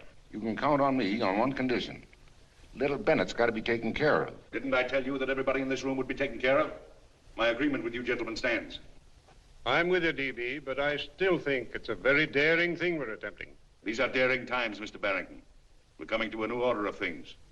There's too much talk been going on in this country. Too many concessions have been made. What the American people need is an iron hand. You're right. That's true. You're quite right, D.B. Discipline. Right. And now, may I offer a little toast to Miss Ann Mitchell, the brilliant and beautiful lady who is responsible for all this. Mr. Norton, I'd like to talk to you alone for a minute. Oh, Miss Mitchell has something to say to us. That's fine.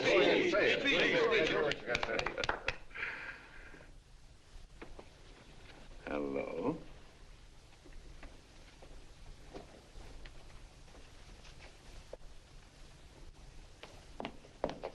John, I'm so glad to see you. I was terribly worried. Did you write this? Yes, I did, John, but I had no idea what was going on. You didn't? No. That's a swell bracelet you're wearing. John, why aren't you at the convention?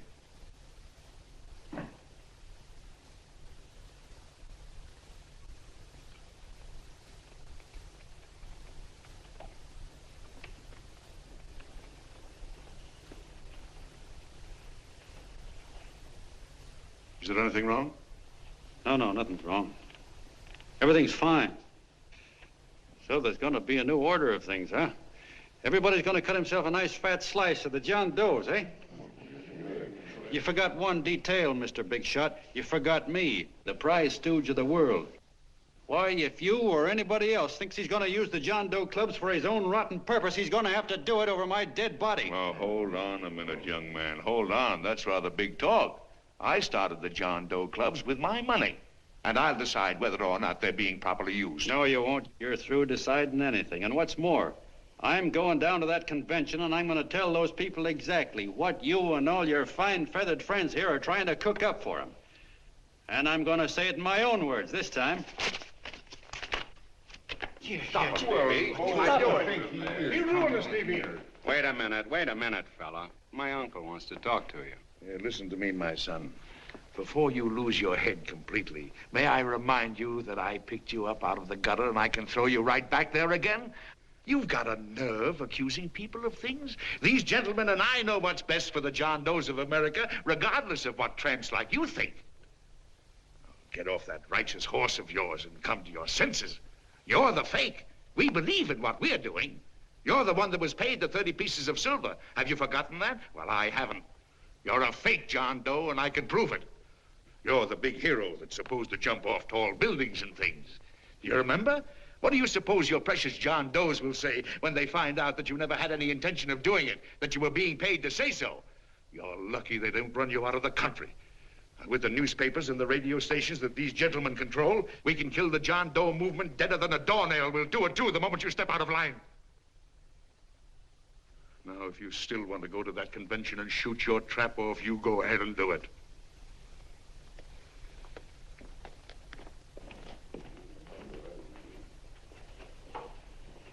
You mean to tell me you'd try to kill the John Doe movement if you can't use it to get what you want? You bet your bottom dollar we would.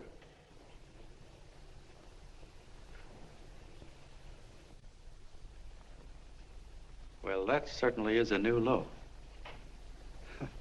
I guess I've seen everything now. You sit there back of your big cigars and think of deliberately killing an idea that's made millions of people a little bit happier.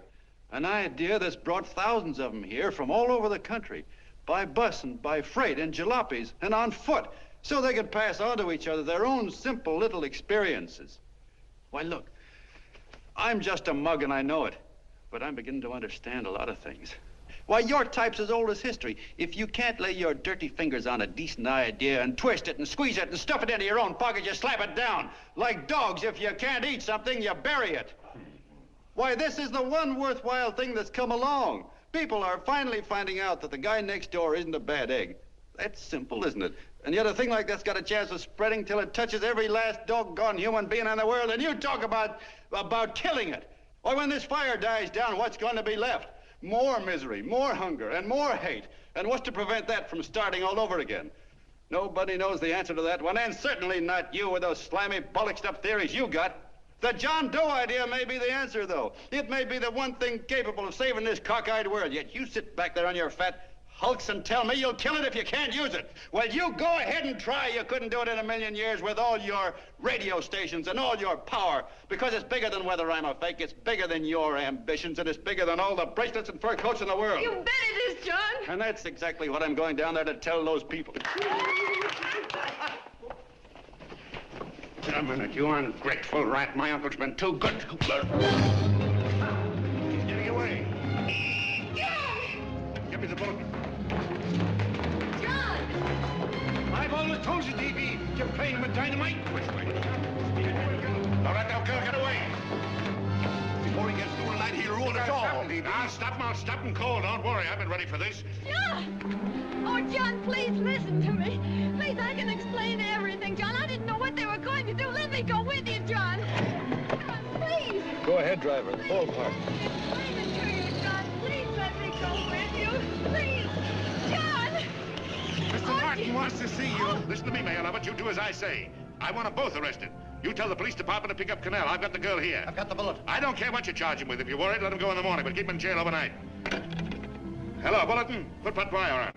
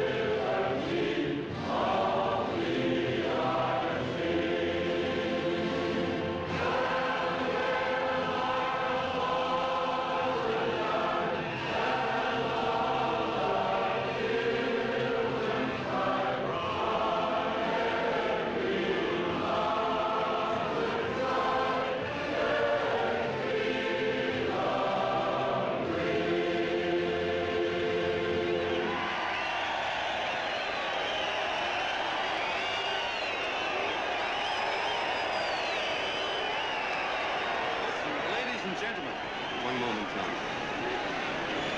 We begin with a short prayer. Quiet, please. Ladies and gentlemen, let us have a moment of silent prayer for the John Does all over the world, many of whom are homeless and hungry. Rise, please. Everybody rise.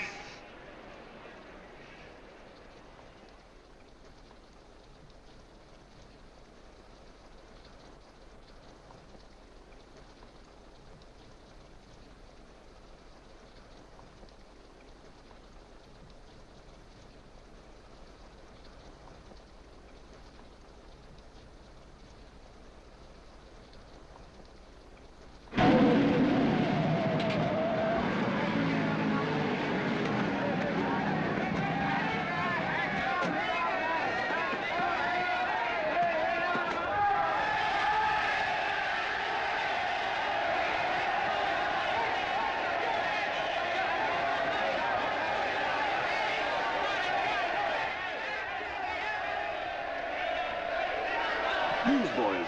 Hundreds of yelling newsboys are swarming into the park like locusts. They're yelling John Doe's a fake. Fake.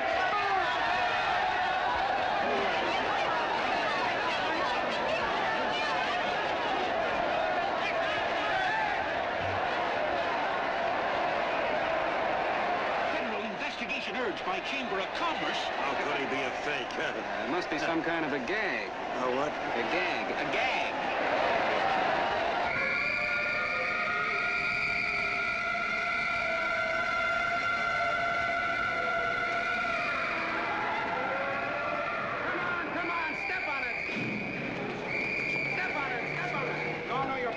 now, so let's get going. Wait for the face. Hey, miss, will you autograph my balloon? Sure.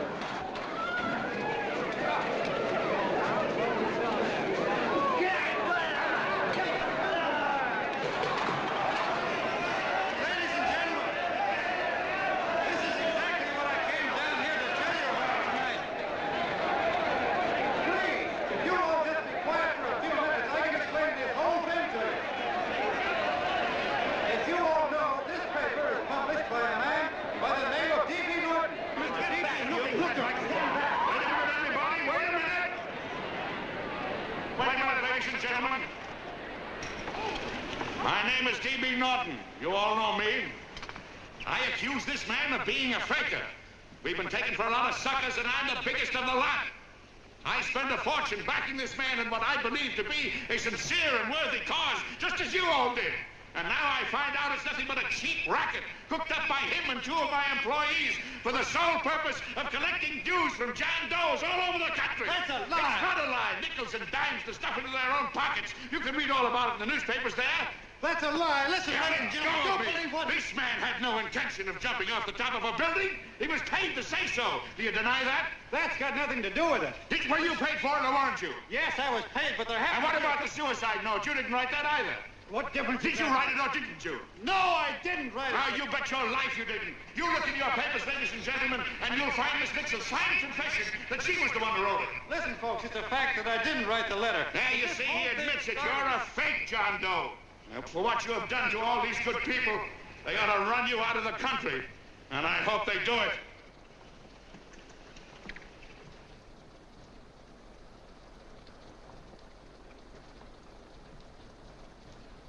Speak up, John. We believe you.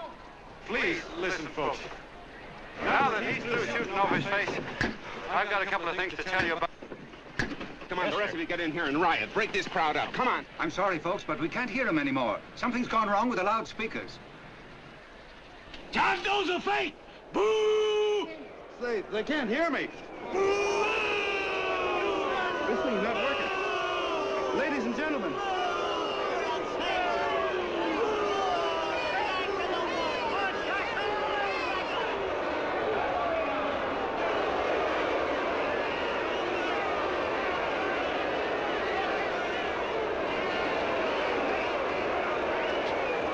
This thing's bigger than whether I'm a fake. Look, Kurt, you believe me, don't you?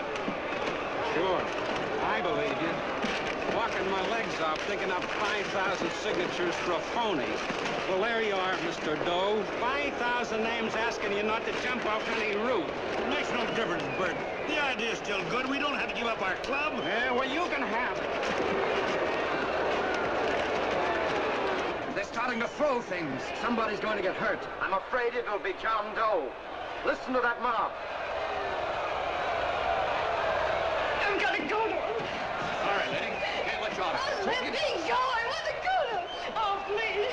Please let me go. They're crucifying him. I can help him. Sorry, sister. We got orders to hold... Orders from who? Can't you see it's a framer? And oh, Mother, they won't let me go. They won't let me go. Listen, folks. You gotta listen to me, everybody. Back to the jungle, you hobo! Just another racket! Stick to your clubs. We've been fed baloney so long, we're getting used to it. The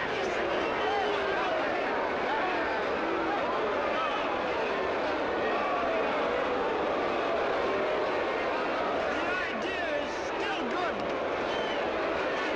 Believe me, folks. Listen, John Doe, you're the hope of the world.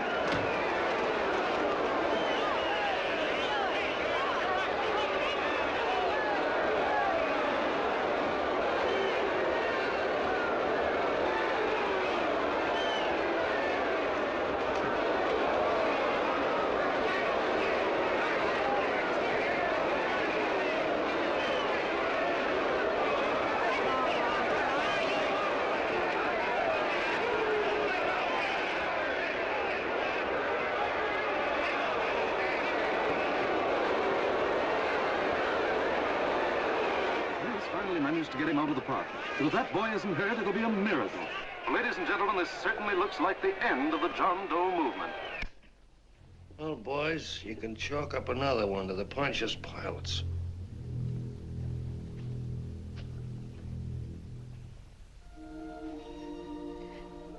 I should have been there. I could have helped him. He was so all alone. A lot of us are going to be mighty ashamed of ourselves after tonight. We certainly didn't give that man much of a chance.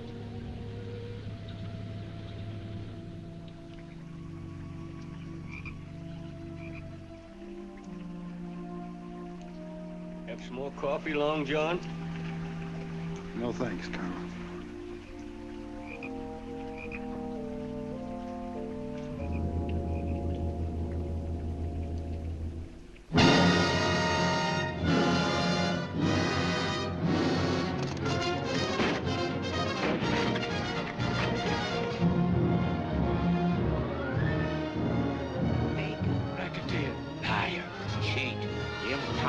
Why don't you jump? Christmas Eve at midnight.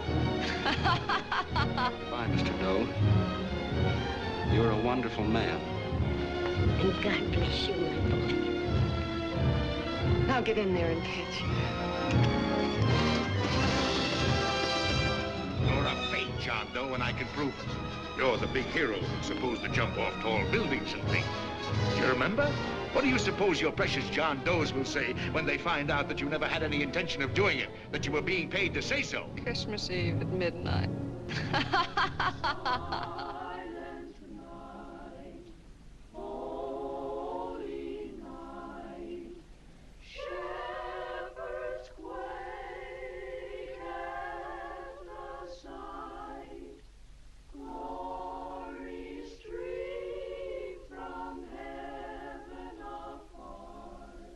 Merry Christmas, son. Merry Christmas.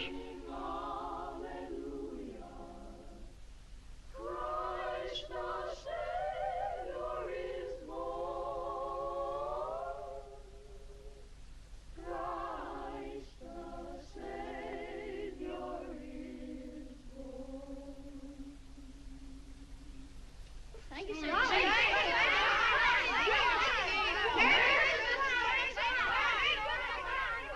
Who? John Doe. Is that screwball still around? Dame's been calling all day. Sure, I know. Yeah, at midnight, huh? Okay, lady. We'll have the place surrounded with nets. They're laughing at me.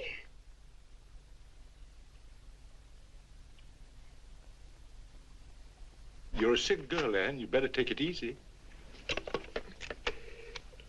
Whom are you calling now? You called that number not 10 minutes ago. Hello, Mr. Canal. Have you seen him yet? Now listen, Ann, he can't possibly get in without our seeing him. I'm watching the side door and the colonel's out front, so stop worrying. Oh. Thank you.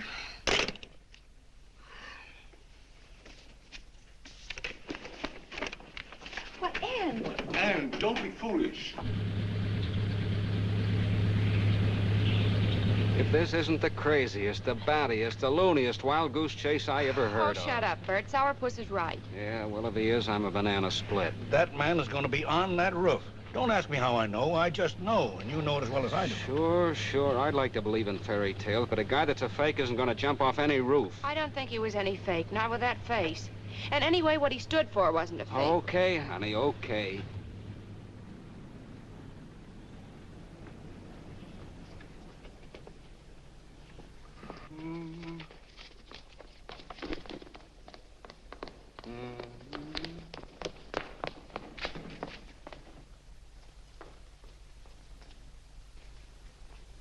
Elevators ain't running. Colonel, You shouldn't have got out of bed, miss. has he been here? No. Have you seen him? I ain't seen him for a week. Where's Canal? He's watching the other door. Oh, gee, you're swell. Oh. No sense in going up there. I've been here for hours. He ain't here. Let me go, will you? Now, that's crazy. It's 14 floors.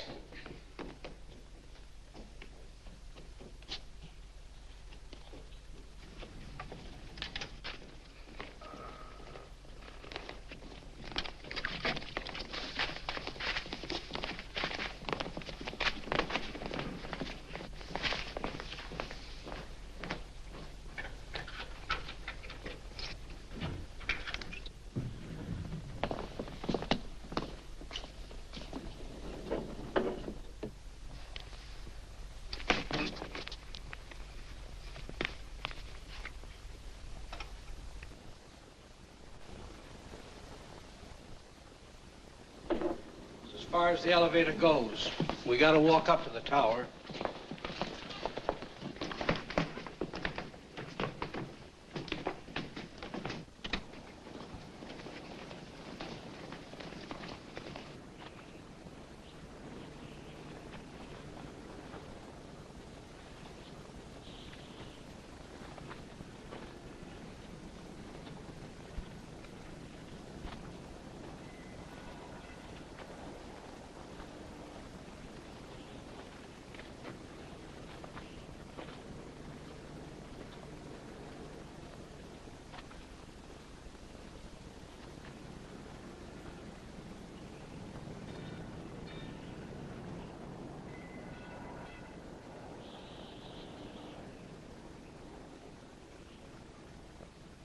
That tramp was probably full of Christmas cheer and asleep in some flop house.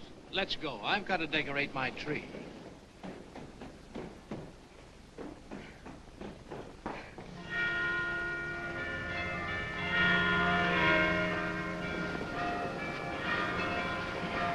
Well, I give up.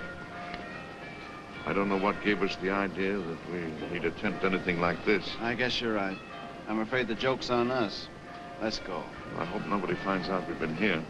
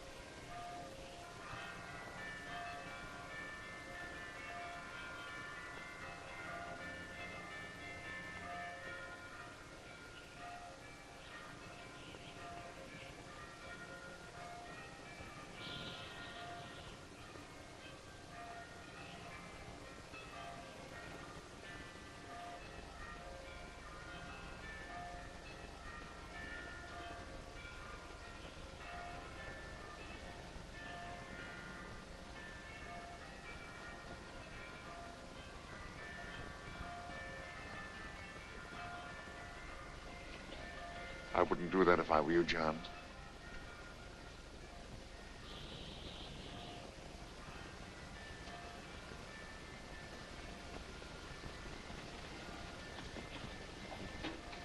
It'll do you no good. The mayor has policemen downstairs with instructions to remove all marks of identification you may have on your person. You'll be buried in Potter's Field and you will have accomplished nothing.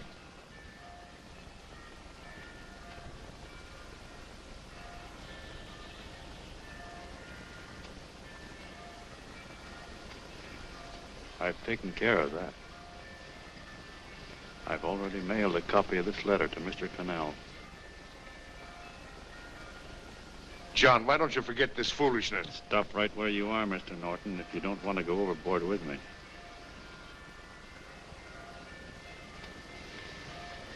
I'm glad you gentlemen are here. You killed the John Doe movement, all right. But you're going to see it born all over again.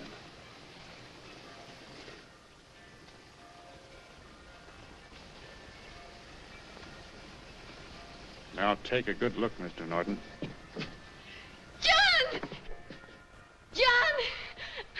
Oh, John, no, I won't let you unlock your darling. Oh, please. Please don't give up. We'll start all over again. Just you and I. It isn't too late. The John Doe movement isn't dead yet. You see, John, it isn't dead or they wouldn't be here. It's alive in them. They kept it alive by being afraid of it. That's why they came up here. Oh, darling. Sure, it should have been killed. It was dishonest. But we can start clean now. Just you and I. It'll grow, John, and it'll grow big because it'll be honest this time. Oh, John, if it's worth dying for, it's worth living for. Oh, please, John. Oh. Oh, please, please, God, help me. John, look at me. You want to be honest, don't you? Well, you don't have to die to keep the John Doe idea alive. Someone already died for that once. The first John Doe. And he's kept that idea alive for nearly 2,000 years. It was he who kept it alive in them. And he'll go on keeping it alive forever and always. For every John Doe movement these men kill, a new one will be born. That's why those bells are ringing, John. They're calling to us. Not to give up, but to keep on fighting, to keep on pitching. Oh, don't you see, darling? This is no time to give up. You and I, John, we... Oh, no. No, John. If you die, I want to die, too. Oh, I love you. Oh, John.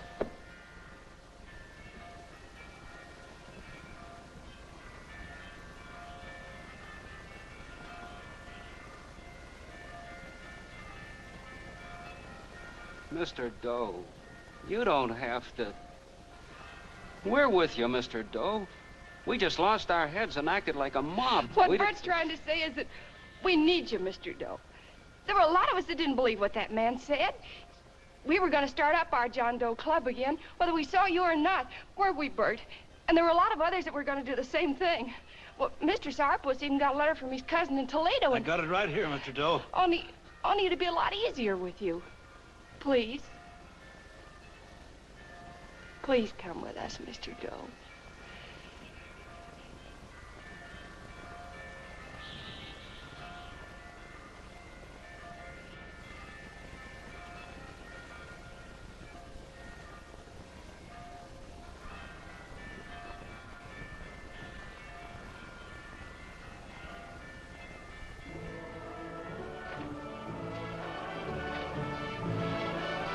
Long John. Mr. Doe. Here, we'll help you with her. She'll be all right. Mr. Doe, take her right down to the car. And right up front. Look, we got a car right down to her. They are, Norton, the people. Try and lick that.